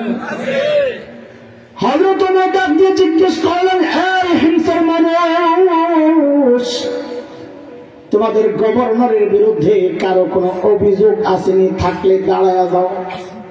বাপরে বাপ, 6 মাস আগে আপনাদের মাঠে বয়ে যদি আমি খালি কইতাম এই আপনাদের এলাকার নেতার বিরুদ্ধে কারো কোনো অভিযোগ আসেনি, তো পাবলিক মাথার নিচের দিকে দিয়া বলতেন, হুজুর অভিযোগ তো আছে কিন্তু দাঁড়াবো না, এখন দাঁড়াইলে সকালে শুয়ে পড়া লাগবে। ঠিক নিলে কথা? আয় আল্লাহ, এই দিন আর দেখতে চাই না। আরে এমন করলেন নামের দেহার ইচ্ছা আছে, ভাবসাব তো ভালো না, আপনার যা শুরু করছেন আবার দেখা লাগতেও পারে। আল্লাহ আল্লাহ আল্লাহ আল্লাহ। সাইয়েদনা ওমর যখন বললেন দাঁড়ান, ওই কোণা থেকে বুড়া দাঁড়ায় গেছে, আছে আছে অভিযোগ আছে। মানুষ বড় অনুকরণ প্রিয়, দেখা দেখি কাম করে। রাস্তার মাঝখানে দাঁড়ায় ঘাটটা ব্যথা করতেছে, একটু আসমানের দিকে এমনি কতক্ষণ তাকায় দেখেন ঘাটটা ব্যথা করতেছে। দেখবেন পাশে দিয়া যারা যায় অধিকাংশ দাঁড়ায় দেখবে আপনি কি দেখতেছেন। কথা বুঝেন নাই? একজন যখন দাঁড়াইছে, সাথে আরো 3 জন। হযরত ওমর তো অবাক হয়ে গেছেন, কিরে কারে দেখতে আসলাম, ওর বিরুদ্ধে দেখি অভিযোগের শেষ নাই। এই বলেন আপনার কি সমস্যা? 1 নাম্বার, প্রথম জন দাঁড়ায় বলে, আমিরুল মুমিনিন, কারে পাঠাইছেন বেড়াই তো ঢিলা, কি সমস্যা? কয় মাসে 1 দিন অফিসে আসে না। মাসে কয়দিন? আরে আমরা তো সপ্তাহে ছুটি কাটাই, আড়াই দিন, কয়দিন? আর কত বন্ধ, সুবহানাল্লাহ। দুনিয়া আগমন দিবস, দুনিয়া থেকে বিদায় দিবস, ঢুকা দিবস, পালানো দিবস, এই দিবস ওই দিবস, দিবস ভাই করতে করতে করতে করতে 20 বছর পরে না জানি কেমন লাগে জামাই বউকে জায়গাতে দিবস, এত দিবস মাসে কয়দিন আসে না। ওমর তো রাগ হয়ে গেছে, সাইড জবাব দাও, কেন তুমি মাসে 1 দিন অফিসে আসো না? আসামির কাঠগড়ায় ধনী এলাকার গভর্নর হিসাবে সময়ের সেরা ধনী হওয়ার কথা, ঠিক কিনা? আর কি মানুষ কি হয়ে গেছে, কোরআনের ছোঁয়ায় ওটা বুঝে গেছে। হযরত সাঈদ দাঁড়ায় বলতেছেন, আমি কেন 1 দিন অফিসে আসি না? আপনি তো জানেন আমি গরিব মানুষ। এই যে আমার গায়ে 2 টুকরা কাপড় দেখতেছে, একটা লুঙ্গির মতো করে পরা আর একটা চাদরের মতো করে জড়ানো, আমিরুল মুমিনিন, আমার না এই 2 টুকরা কাপড় ছাড়া আর কোনো কাপড় নাই। বলে মাসে অফিসের দিন কেন আসো না? বলে 1 জোড়া কাপড় 1 মাস পড়তে পড়তে পড়তে পড়তে দুর্গন্ধ হয়ে যায়, নিজেরও কষ্ট হয়, যারা আসে ওদেরও কষ্ট হয়, তাই মাসে 1 বার উপরেরটা ধুয়া দিয়ে শুকাইলে নিচে পড়ি, নিচেরটা ধুয়ে দিয়ে শুকাইলে উপরে জড়াই, এমন করতে করতে আমার বেলা একটু উপরে ওঠে, আসি না এই কথা ঠিক না, আসি একটু দেরি হয়। উনি হয়তো সকাল সকাল এসে আমাকে না পেয়ে ভেবেছেন আমি আসি না, আসি। হযরত ওমর তো বুঝছেন অভিযোগের ধরন কি, কিন্তু আমি দাঁড়াইছি, আমি শত লাগে। 2 নাম্বার, বলেন আপনার কি সমস্যা? আল্লাহ। দ্বিতীয় জনের অভিযোগটা আরো মারাত্মক। কি বলে জানেন? আমিরুল মুমিনিন আমাদের গভর্নরের দিনে তো পাই, রাতে আর পাই না। কি ডিউটি লইছে, রাতেও সময় দেওয়া। হযরত ওমর তারা হয়ে গেছেন, সাইড জবাব দাও, কেন তোমাকে রাতে পাওয়া যায় না? আল্লাহর নবীর সাহাবী আসামের কাঠগড়ায় কাচুমাচু করতেছে। আমিরুল মুমিনিন, এটা একান্ত বিষয় ছিল, প্রকাশ করার ব্যাপার ছিল না। এখন প্রশ্ন আসছে, না বলো তোমাকে কেন আমাকে রাতে পাওয়া যায় না? আমিরুল মুমিনিন, কসমতু হায়াতি বাইনা রাব্বি ওয়া বাইনা ইবাদি, আমিরুল মুমিনিন জীবনটারে 2টা ভাগ করছি, রাতটা আমি আমার মালিককে সময় দিই, দিনটা মালিকের বান্দাদেরকে সময় দিই। আরে কাদের কথা শোনাচ্ছি? পূজা মিস হয় এই ভয়ে বগলের তলে করে যারা মূর্তি নিয়ে সফরে যায়, কোরআন দিনের ছয় মানুষগুলোর অবস্থা, মালিকের জন্য আলাদা টাইম বরাদ্দ। আমরা তো ব্যস্ত মানুষ, আমাদের কত কাজ, পরিবার, সমাজ, ব্যবসা বাণিজ্য, চাকরি, কত কাজ, রাজনীতি, এত কাজ, মালিককে সময় দেওয়ার সময় কোথায় আমাদের? অথচ হায়াতের একটা ভাগ ফেসবুক কিন্তু ঠিকই পায়, এই হায়াতের একটা ভাগ ইউটিউব কিন্তু ঠিকই পায়, খেলোয়াড়েরা পায়, গায়ক গায়িকা পায়, নায়ক নায়িকা পায়। আহারে পায় না কেবল আমার মালিক, মালিকের টাইম দেওয়ার সময় আমার হাতে নেই। এরা জালিম, আমি আর তুমি ছাড়া দুনিয়ার সব মালিককে টাইম দেয়। ও একটা গাছের দিকে তাকায়, দেখো না, কি মনে হয় গাছটা বুঝি এমনি দাঁড়ায় আছে? না না না, ওই গাছটাও দাঁড়ায় দাঁড়ায় মালিকের তসবিহ পড়ে। যে কুকুরটাকে নিকৃষ্ট প্রাণী মনে করে তারা দেয়, ওই কুকুরটাও রুকুর হালতে মালিকের তসবিহ পড়ে। যে পোকা মাকড় গুলোরে পায়ে বলে মেরে ফেলি, ওই পোকা মাকড় গুলো সিজদার হালতে মালিকের তসবিহ পড়ে। আহারে পড়ি না কেবল আমি আর তুমি, কারণ আমাদের হাতে সময় নেই। এরে বন্ধু, কসম করে বলছি, সময় একদিন আসবে, করার থাকবে না কিচ্ছু। সেদিন শুধু চিৎকার করে করে কান্দো আর বলবো, ইয়া লাইতানি কদ্দামতু লিহায়াতি। আর সময় মতো যে একটু পুঁজি বানায় আসতাম, তাইলে তো আজকে আর এই বাম হাতে আমল নামাটা লওয়া লাগে না। গুনার পাল্লা যখন ভারী হয়ে যায়, আল্লাহ আমল নামা নেওয়ার জন্য বলবেন বাম হাত দিয়া, বলে দেন, কয় না এমনি না। বলে তো কেমনি? বলে সামনে দিয়া কলিজা ছিদ্র করে হাতটারে পেছন দিয়া লয়ে যা। যেই হাত পেছনে আমল নামা যখন দেওয়া হবে, তখন তার আমল নামা দেখা যায় না।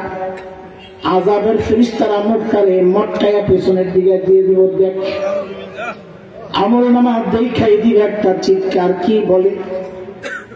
সূরা হাক্কার মধ্যে মালিক লম্বা আলোচনা করেছে, وأما من أوتي كتابه بشماله فيقول يا ليتني لم أوت كتابيه।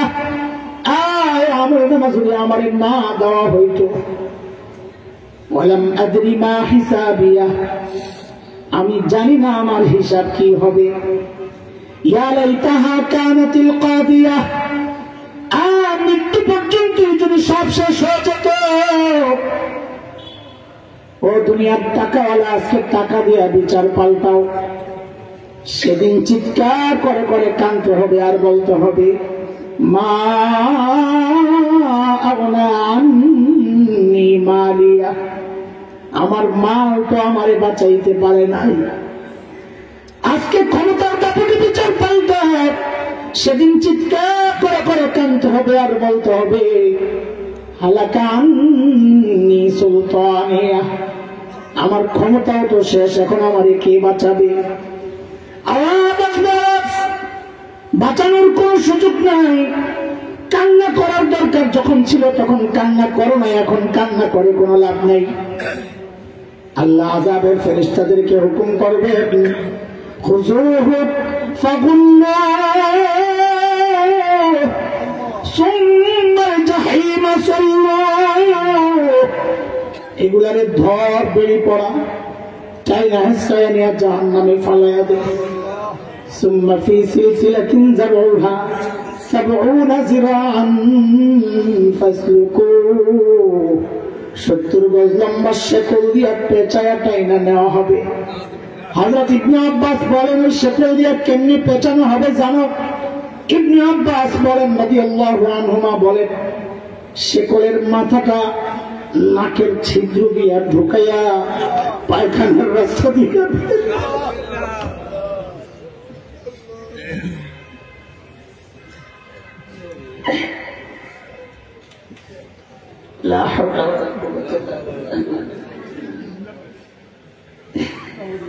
নাকের ছিদ্র দিয়ে ঢুকাইয়া পায়খানার রাস্তা দিয়ে টাইনা নিয়ে ফেলাইয়া দিয়ে এরে বাবা আর কত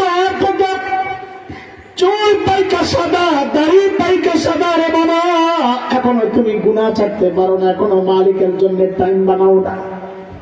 বাবারে কবে তুমি করবা বলো জিজ্ঞেস করে। এরে বাবা এই দাড়ি চুল পাকার মানে কি বুঝেন না? আরে বুঝি বলেই তো আয়নার সামনে নিজের চেহারা দেখলে যখন দেখি দাড়ি চুল পাচ্ছে তখন কলিজার একটা মোচড় দেয়। কারণ এটার অর্থ জানি তো, অর্থ জানি। আল্লাহ আমাকে চূড়ান্ত ভাবে সতর্ক করছে, এর আগে বহুবার সতর্ক করেছিলেন। আল্লাহ আমার সামনে গাছের পাতা ঝরায় আল্লাহ আমাকে সতর্ক করেছিলেন, রে হাসান জামিল যে জিনিস ধরে ওই জিনিস কিন্তু ঝরে, একদিন তুইও ঝরে যাবি, আমি সোজা হই নাই। আমার সামনে আল্লাহ সূর্য ডুবা আমাকে সতর্ক করেছিলেন, রে হাসান জামিল যে জিনিস ওঠে ওই জিনিস কিন্তু ডুবে, একদিন তুইও ডুবে যাবি, আমি সোজা হই নাই। আমার সামনে দিয়া আমার বাবার লাশটাকে আল্লাহ কবরে পাঠায়া আমাকে সতর্ক করেছিলেন, রে হাসান জামিল একদিন তোর সামনে দিয়া তোর সন্তানের সামনে দিয়াও তোর লাশটা কবরে যাবে, আমি সোজা হই নাই। আমার সামনে দিয়া আমার মায়ের লাশটারে আল্লাহ কবরে পাঠাইছেন, আমি দাঁড়ায় দাঁড়ায় কান্না করতেছিলাম। আল্লাহ আমাকে সতর্ক করেছিলেন, রে হাসান জামিল একদিন তোর সন্তানের সামনে দিয়েও তোর লাশটা কবরে যাবে। ওরা দাঁড়ায় দাঁড়ায় আব্বু আব্বু বলে চিৎকার করতে থাকবে, তাও আমি সোজা হই নাই। এমনটা ভাবার কোন কারণ নেই। আল্লাহ বুঝি তোমাকে দাড়ি চুল পাকা পর্যন্ত সময় দিবেন পুঁজি বানানোর জন্য না রে বাপ না। কার মৃত্যু কখন চলে আসে কে জানে। কত বাবাকে দেখেছি সন্তানের লাশ কাঁধে নিয়ে গোরস্থানের দিকে যাচ্ছে।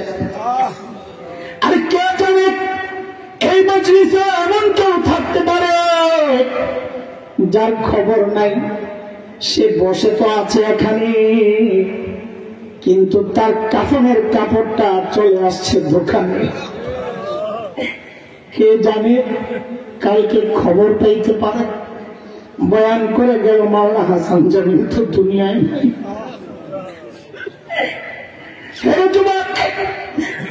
আমার কথাগুলো যদি তোদের হৃদয়ে টাচ না করে, নাও করতে পারে, আমি পাপী মানুষ, এর চেয়ে ভালো করে বোঝানোর ক্ষমতা তো আমার নাই রে। তোরা চাইলে শেষ চেষ্টাটুকু আমি করতে পারি, সেটা হলো তোরা আমার সামনে আয়। এ যুবক আমার সামনে আয়, তোদের পাগুলো আমার সামনে মিলে দে। আমি ওই পাগুলারে জড়া ধরা বসে সারা রাত কান্না করি, তাও তোরা গুনাহ ছেড়ে দে বাবা, গুনাহ ছেড়ে দে। আরে গুনাহর চোখগুলো নিয়ে মালিকের সামনে কেমনে দাঁড়াবো? এই গুনাহর কান নিয়ে মালিকের সামনে কেমনে দাঁড়াবো? যখন আমার চোখ, আমার কান, আমার চামড়া আমার বিরুদ্ধে মালিকের আদালতে সাক্ষী দিবে। সূরা হামিম সিজদা 20-21-22 নম্বর আয়াত একটু পড়ে দেখেন আল্লাহ কি বলে। হাত্তা ইযা মা জাউহা শাহিদা আলাইহিম সামউহুম ওয়া আবসারুহুম ওয়া জুলুদুহুম বিমা কানু ইয়ামালুন। যখন আমার হাত পাও আমার বিরুদ্ধে সাক্ষী দিবে, আরে এটা হচ্ছে রাজসাক্ষী। রাজসাক্ষী আসামিদের মধ্য থেকে একজন সাক্ষী দাঁড়াইছে, রাজসাক্ষী। আল্লাহ বলেন আল-ইয়াওমা নাখতিমু আলা আফওয়াহিহিম ওয়া তুকাল্লিমুনা আইদিহিম ওয়া তাশহাদু আরজুলুহুম বিমা কানু ইয়াকসিবুন। পাও হাত কথা বলবে। এবার বাবা আপনাদের মধ্যে নৈরাশ্যতা তৈরির জন্য এই কথাগুলো বলছি না, বলি না। নিরাশ হইয়েন না, হতাশ হইয়েন না, তবে উদাসও হইয়েন না। হতাশ কেন হবেন না? আমাদের একজন মালিক আছেন, তার নাম কিন্তু গফফার। যে বলেন না তার নাম কি? বলেন না, বলেন না তার নাম কি? আল্লাহু আকবার। চিৎকার করে বলেন আল্লাহু আকবার। আর বলেন আল্লাহ জানেননি গাফফার মানে কি? জানেননি? বলেন তো গাফফার মানে কি? হ্যাঁ হ্যাঁ হ্যাঁ, গাফফার মানে জানেননি? না, জানেন না, জানেন না, জানেন না। শোনেন শোনেন, গাফফার কাকে বলে শোনেন। দুনিয়ার সবাই অপরাধী খুঁজে শাস্তি দেওয়ার জন্য, সন্তান অপরাধ করলেও মা বাবা খোঁজেন শাস্তি দেওয়ার জন্য। গাফফার ওই মালিকের নাম যিনি অপরাধীর খুঁজেন মাফ করার জন্য। প্রতি রাতে শেষ রাতে এসে ডাকতে থাকেন, আলা মিন মুস্তাগফিরিন ফাগফির লাহ। এরে কে কে গুনাহ করছো, আয় আয় আমার কাছে, মাফ চা, আমি মাফ করে দিব। বলে মালিক মাফ করবেন আপনি কত? তো মালিকের পক্ষ থেকে জবাব আসে, বান্দারে তুই গুনাহ করছস যত। বলে মাফ করবেন কত? বলে গুনাহ করছো যত। তো তাও একটু বুঝায় দেন না কত? তো মালিক বলতেছেন, রে বান্দা, তোর গুনাহ সারা দুনিয়া ভরে ভরতে ভরতে ভরতে ভরতে যদি আসমানে যায় লাগে, লা উবালি, আমার কোন পরোয়া নাই। তুই একবার মাফ চাইলে আমি জিন্দেগির সব গুনাহ মাফ করে দিব। আল্লাহু আকবার, আল্লাহ আল্লাহ আমাদের জিন্দেগির সব গুনাহ মাফ করে দেবে। আল্লাহ বাকি জীবন গুনাহমুক্ত থাকার তৌফিক দান করে। মুহতারাম হাজরিন, কথা চলে গেছে অনেক দূর, চল আমরা জায়গায় চলে যাই। তবে সময় নিব না, ভয় পায় না, গল্প আর আগাচ্ছি না। হযরত সাঈদ ইবনে আমির আল জুমাহির ঘটনা ওই পর্যন্তই থাক।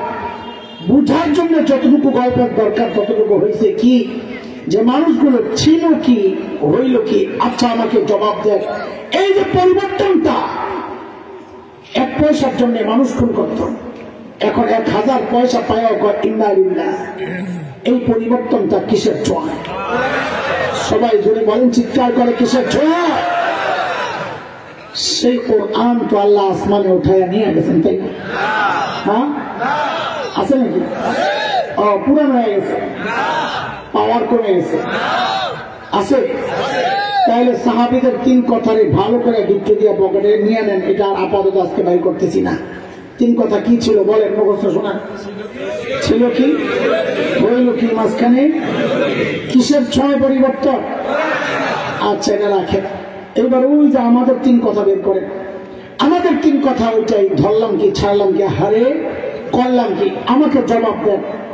এখানে আপনারা যারা বসে আছেন, এতক্ষণ আমি যা বলেছি, আমি আমার কথায় কি আমি বুঝাতে পেরেছি যে কোরআন একমাত্র মাধ্যম? যেখানে আমি অন্যতম মাধ্যম বলি নাই, কিন্তু যা আরো শরীক আছে, আমি বলছি কোরআন একমাত্র মাধ্যম, যে মাধ্যম মানুষকে সর্বশ্রেষ্ঠ মানুষ বানায়। এই কথা কি আপনারা বিশ্বাস করেন? আমি কি বুঝাইতে পারছি? আমি তো বিশ্বাস করি। আমার সাথে কি কেউ আছে? সবাই সবাই আল্লাহু আকবার, হাত নামান। মনে রাখেন কোন জায়গায় হাত উঠাইছেন, পরে আবার পোল্ট্রি মেরে দেন, আপনার অভ্যাস ভালো না। এক জায়গায় হাত উঠাইলেন যে সবাই বিশ্বাস করেন, আমরা বিশ্বাস করি কোরআন মানুষকে সর্বশ্রেষ্ঠ মানুষ বানায়। হ্যাঁ হ্যাঁ। আরেকটা প্রশ্ন করি, আমরা কি আমাদের সন্তানকে সর্বশ্রেষ্ঠ মানুষ বানাতে চাই? চাই সবাই। কে কে চাই দেখি তো? আল্লাহু আকবার, আমিও চাই। হাত নামান, হাত নামান। এই যে 2 জায়গায় হাত উঠাইছেন না, এই 2 জায়গার হাত যারা উঠাইছেন, আলহামদুলিল্লাহ, এখানে চেহারা দেখে বোঝা যাচ্ছে অধিকাংশই সহি কথাই বলেছেন। কিন্তু কিছু মানুষ দেখে আমার অনুমান হচ্ছে যে আপনারা মিথ্যা বলেছেন, সঠিকটা বলেন নাই। বলে মানি বুঝলাম না। মানি বুঝেন নাই? আপনি দ্বিতীয়বার হাত উঠাইছেন, সন্তানদের সর্বশ্রেষ্ঠ মানুষ বানাতে চান না, ঠিক আছে তো না? তো আপনি তো এর আগে বললেন সর্বশ্রেষ্ঠ বানায় কে? তাহলে আপনাকে জিজ্ঞেস করি, আপনি যদি 2 কথায় সত্যবাদী হয়েই থাকেন, তো সন্তানকে সর্বশ্রেষ্ঠ মানুষ বানাতে চাইলে আপনি না বললেন সর্বশ্রেষ্ঠ বানায় কোরআন, তো সন্তানকে আপনি কোরআনী প্রতিষ্ঠানে না পাঠাইয়া কোথায় পাঠাইলেন? জবাব দেন। তার মানে মিথ্যা লেগেছে। আচ্ছা, যাই করছেন করছেন, সবাই না, অল্প কিছু যাই করছেন করছেন, কাজটা আফসোসের না গর্বের? আফসোস না করব? কেন আফসোস? এই ছোট্ট কথাটার জবাব দিয়ে আমি শেষ করবো ইনশাআল্লাহ। কেন আফসোস?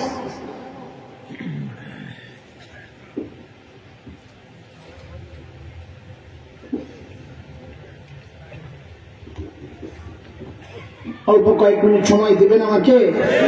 আপনার কষ্ট হইতেছে? আচ্ছা ঠিক আছে, আচ্ছা সমস্যা নেই। হ্যাঁ আমারও তো বাসর লাগলো। আচ্ছা শোন, আমাদেরটা আগে শোনাই, নিজের ঢোলটার আগে নিজে একটু পিঠে এলে তো বেশিক্ষণ পিঠা মনে আপনার খারাপ লাগে। আমরা যারা মাদ্রাসায় পড়েছি আমরা নিজেরাও ঠকি নাই, আমাদের মা বাবাও ঠকেন। কেন? দেখেন এই যে কোরআনের বরকত, অন্য কিচ্ছু না।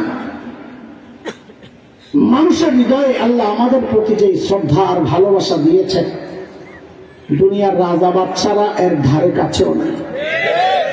কথা বলেন না? এর ধারে কাছেও নাই। আমরা ঠকি নাই, আমাদের মা বাবা ঠকেন নাই। কেন?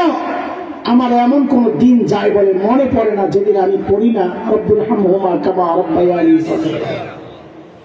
শুধু কি তাই? আমাদের বাড়ি হচ্ছে দাউদকান্দি, গ্রামের বাড়ি। মাদ্রাসা আছে, পেছনেই মা বাবার কবর। সুযোগ পাইলেই এলাকায় আসি, এত ব্যস্ততার মধ্যে একটা নেশা। কি করি? দুইজনের মাথার মাঝখানে যায় বসি কবরে। মনটা খুব কাঁদে যে এখন তো চাইলেই মায়ের মাথায় একটু তেল লাগাইতে পারবো না, এখন তো চাইলেই বাবার পাটা একটু টিপে দিতে পারবো না। তো যা পারি তাই করি। কি করি? কিছুক্ষণ বসে বসে কোরআনুল কারীমের তিলাওয়াত করি। করে ওঠার সময় শুধু আল্লাহকে বলি, আল্লাহ এই যে তোমার কালামের তিলাওয়াত করলাম এই মানুষগুলোর উসিলায়, ও আল্লাহ দুনিয়া থেকে যাওয়ার সময় যারা আমাকে তোমার সাথে জুড়ে দিয়ে গেছে, আল্লাহ আজকে তারা বড় অসহায়, তারা যেন তোমার রহমত থেকে বিচ্ছিন্ন না হয়ে যায়। রব্বির হামহুমা কামা রাব্বায়ানি সগীরা। এই টুকটাক যা করি, বলেন আমার মা বাবা জিতছেন না ঠকছেন? আপনারা যারা সন্তানকে দিন শেখাচ্ছেন না, নিজেও ঠকেছেন, ঠকছেন, সন্তানকেও ঠকাচ্ছেন। কেন? এই ছোট্ট করে দুইটা কেন বলি শেষ। কেন? পত্রিকাওয়ালাদের রিপোর্ট, এটা মোল্লা মুন্সিদের রিপোর্ট না। উচ্চ শিক্ষার হার যত বাড়ছে, সন্তানের সাথে বাবা মার দূরত্বটাও তত বাড়ছে। কথা কি মিথ্যা? কথাটা যে সত্য, বৃদ্ধাশ্রমে গিয়ে দেখবেন। বৃদ্ধাশ্রমে একটা ভিডিও আসছে আমার কাছে, বৃদ্ধাশ্রমের বহু বুড়া বুড়ি সাক্ষাৎকার নিচ্ছে সাংবাদিক। হাই সোসাইটি, এলিট সিটি, কোন নর্মাল ফ্যামিলি না। বুড়া বুড়ি নিজেদের চেহারা আড়াল করার চেষ্টা করে, লজ্জায় কষ্টে চোখ দিয়ে ঝরঝর করে পানি পড়তেছে, কথা বলতে পারে না। ওদের চোখের পানি দেখে আমারও কান্না আসছে। কিন্তু একটা জিনিস ভেবে গর্বে বুকটা ভরে গেছে, কি জানেন? এই যে এতগুলো বুড়া বুড়ি নিজেদের পরিচয় দিলেন, একজন বুড়িও তার পরিচয় দেওয়ার সময় বলেন নাই আমি হাফেজের মা। একজন বুড়া তার পরিচয় দেওয়ার সময় বলেন নাই আমি আলিমের বাবা। কেন বলবে? সেই সুযোগ রাখা হয় না।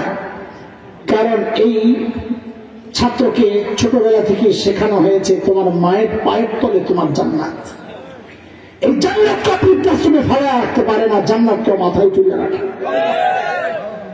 আমার মা বাবা ঠকেন না, আমাদের মা বাবা। আমি আমার ছোট্ট একটা জীবনের গল্প শোনাই আপনাদের। আমি যেখানে নামাজ পড়াই সায়েন্স ল্যাব, আমার বাবাও ছিলেন, আমাদের দুই বাপ ছেলের ওই মসজিদের বয়স 65 বছর। আমরা দুইজন বাপ ছেলে জুমা পড়াই। আমারও প্রায় 25 বছর হয়ে গেছে এক মসজিদে। বাবা ছিলেন 40 বছর। তো পুরান দিনের একজন মানুষ মারা গেছে। একসময় ঢাকার সব বড়রা তো ধানমন্ডিতেই থাকতেন, পরে না বড় বিভিন্ন শহর হয়েছে, গুলশান, বারানি, উত্তরা, এগুলা। ওই সময়ের একজন বড় মানুষ মারা গেছে। ছেলে পিএইচডি করা ডক্টর, আমেরিকার এক ইউনিভার্সিটির প্রফেসর। বাবার মৃত্যুর সংবাদ শুনে সে আসতেছে। ভালো ছেলে, নাইলে তো কইটা আঞ্জুমানি মফিদুল ইসলামে দিয়ে দাফন করে দেন, টাকা পয়সা মারাই দিচ্ছে। হসপিটালে লাশ, ছেলে আসার পর হসপিটালের ফর্মালিটি যা আছে এগুলো শেষ করে লাশ আসছে বাসায়, জানাজা হবে আমাদের মসজিদে। এলাকার মুরব্বীরা বললেন, এই লোক ইনি তোমার বাবার সাথে ভালো সম্পর্ক ছিল, জানাজাটা তুমি পড়াইলে। আমি ওই এলাকায় বড় হয়েছি আর কি, এই জন্য সবাই মুরব্বীরা এখনো তুমিই বলেন, তুমি ওই জানাজাটা পড়াইলে ওদের পরিবার খুশি হবে। ঠিক আছে, আমি জানাজা পড়াইতে গেছি মসজিদে। ওই ভদ্রলোক আমার পাশে, জানাজায় দাঁড়ানো হঠাৎ দেখি তিনি হাউমাউ করে কাঁদতেছে। আমি অবাক হয়ে তাকায় আছি, কেন এই টাইপের মানুষের চোখের পানি কম, দেশে বিদেশে ঘুরতে ঘুরতে কেন যেন দিল একটু শক্ত হয়ে যায়। এটা আমার বাস্তব অভিজ্ঞতা। তো তাকে সান্ত্বনার জন্য আমি একটু পিঠের মধ্যে হাতটা দিয়া বলি, ভাই বাবা চলে গেছে, আমার তো বাবাও নাই মাও নাই, একদিন আপনিও থাকবেন না আমিও থাকবো না, শান্ত হন, সবর করেন, ধৈর্য ধরেন। তাকে সান্ত্বনা দিচ্ছি। ভদ্রলোক আমাকে বলেন কি জানেন, হুজুর বাবা মারা গেছেন, আমি সেই জন্য কান্না করতেছি না। আমি তো আরো অবাক হয়ে গেছি, তো কি জন্য কান্না করতেছে? তুমি বলেন কি, আমি বাবাকে জিজ্ঞেস করতেছি একটা কথা, বাবা তো জবাব দেন না।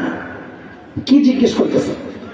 বলে বাবাকে জিজ্ঞেস করতেছি, আরে বাবা, আমাকে উচ্চ শিক্ষায় শিক্ষিত করার জন্য তুমি তোমার জীবন যৌবন শেষ করেছো, আমাকে সর্বোচ্চ শিক্ষায় শিক্ষিত করার জন্য তুমি তোমার জীবনের সুখ আনন্দকে বিসর্জন দিয়েছ, হয়তো সফল হয়েছ, কিন্তু বাবা এখন আমাকে জবাব দাও, এত কিছু শিখাইলা, এত কিছু পড়াইলা, বাবা এখন যে আমি তোমার জানাজা পড়ব, জানাজা কি পড়বো বাবা, ওইটা কেন শিখাইলা না, জবাব দাও আমাকে। গর্ব করেন না, ছেলে ডাক্তার, ইঞ্জিনিয়ার, ডক্টর, গর্ব করে। আরে গর্ব তো করবে হাফেজের বাবা, গর্ব তো করবে আলেমের বাবা, যে বাবা মায়ের সন্তান তার জানাজা পড়ানোর যোগ্যতা রাখে না, ওই বাবা মায়ের আর যাই হোক গর্ব করা সাজে না। এখন গর্বের ভাব দেখার হাসরের মাঠে ঠিকই আটকায়া যাবে। আমাদের কথাগুলো এখন তো ভালো লাগতেছে না। যেই সন্তানের ক্যারিয়ার করে নিজের ক্যারিয়ার শেষ করেছে, আমার শেষ পয়েন্ট, সেই সন্তান আল্লাহর আদালতে আপনার জান্নাতি ক্যারিয়ারটা ঠিকই শেষ করে দেবে। সূরা আহজাবের কথা, সন্তান আল্লাহর আদালতে দাঁড়িয়ে নালিশ করবে বাবা মায়ের বিরুদ্ধে, মুরব্বীর বিরুদ্ধে, নেতার বিরুদ্ধে। কি বলবে? রব্বানা ইন্না আতানা সাদাতানা ওয়া কুবারা'ানা فأضلونا السبيل ربنا آتهم ضعفين من العذاب والعنهم لعنا كبيرا। الله আমার বাবা মা, আমার মুরব্বী, আমার অভিভাবক, দুনিয়া আমি তাদেরকে মেনেছিলাম, তারা আমাকে পথভ্রষ্ট করেছে। এখন বলে এখন আমি ডাবল শাস্তি চাই। কয় শাস্তি? বলে ডাবল কেন? তাফসীর পরে বুঝেন, আগে এইভাবে বুঝেন। বলে আমাকে খাওয়ানোর দায়িত্ব ছিল, খাওয়ায় নাই, এক অপরাধ। বিষ খাওয়াইছে, আরেক অপরাধ। এবার তাফসীর বুঝেন। আমাকে দিন শেখানোর দায়িত্ব ছিল, শেখায় নাই, এক অপরাধ। বদ্দিনই শিখায় আমাকে নাস্তিকতার দিকে ঠেলে দিয়েছে, আরেক অপরাধ। এই দুই অপরাধের কারণে এখন আমি ডাবল শাস্তি চাই। আপনি তো রহমান রাহিম, মায়া রাখতে পারে আমার বান্দার কান্নাকাটি দেখলে। আজকে আমি কোনো মায়া চাই না। যারা দুনিয়ায় আমাকে দিন শেখানোর মতো মায়া দেখায় নাই, তাদের জন্য আজকে মায়া চাই না। বলে কি চাও? বলে এদেরকে আপনার রহমত থেকে দূরে, বহু দূরে সরায় দেন। আহারে, যে সন্তান দোয়া করার কথা, রব্বুল হামহুমা কামা রাব্বায়ানি সগীরা, ওই সন্তান এখন বদদোয়া করতেছে, ওয়াল আনহুম লানান কাবীরা। এরপরে ও গর্ব আপনারাই করেন যে আপনারাই ভালো আছেন, থাকেন। আপনারা ভালো থাকলে আমাদের তো কোনো সমস্যা নাই, কিন্তু আমরা আমাদের অন্তর দৃষ্টি দিয়ে দেখতেছি, কোরআন হাদিসের সামনে রেখে আমরা দেখতে পাচ্ছি আপনারা এই জগতেও ভালো নাই, ওই জগতেও ভালো থাকবেন না। যদি এই জগতেও ভালো থাকতে চাই, ওই জগতেও ভালো থাকতে চাই, তো সন্তানকে দিন শিখাই, এর কোনো বিকল্প নয়। কথা বলেন না? আল্লাহ তাআলা আমাদের সবাইকে দিন শিক্ষা, কোরআন শিক্ষায় শিক্ষিত করে দেন। আমাদের সন্তানগুলোকে ঈমান রক্ষার জন্য দিন শিক্ষায় শিক্ষিত করার তৌফিক দান করেন। ওলামাদের এই সংগঠন আপনাদের সামনে আজকে যে মজলিস পেশ করেছে, সেই ওলামাদেরকে আল্লাহ কবুল করেন, আমিন। ওয়া আখিরু দাওয়ানা আলহামদুলিল্লাহি রাব্বিল আলামিন। সুবহানাল্লাহি ওয়া বিহামদিহি।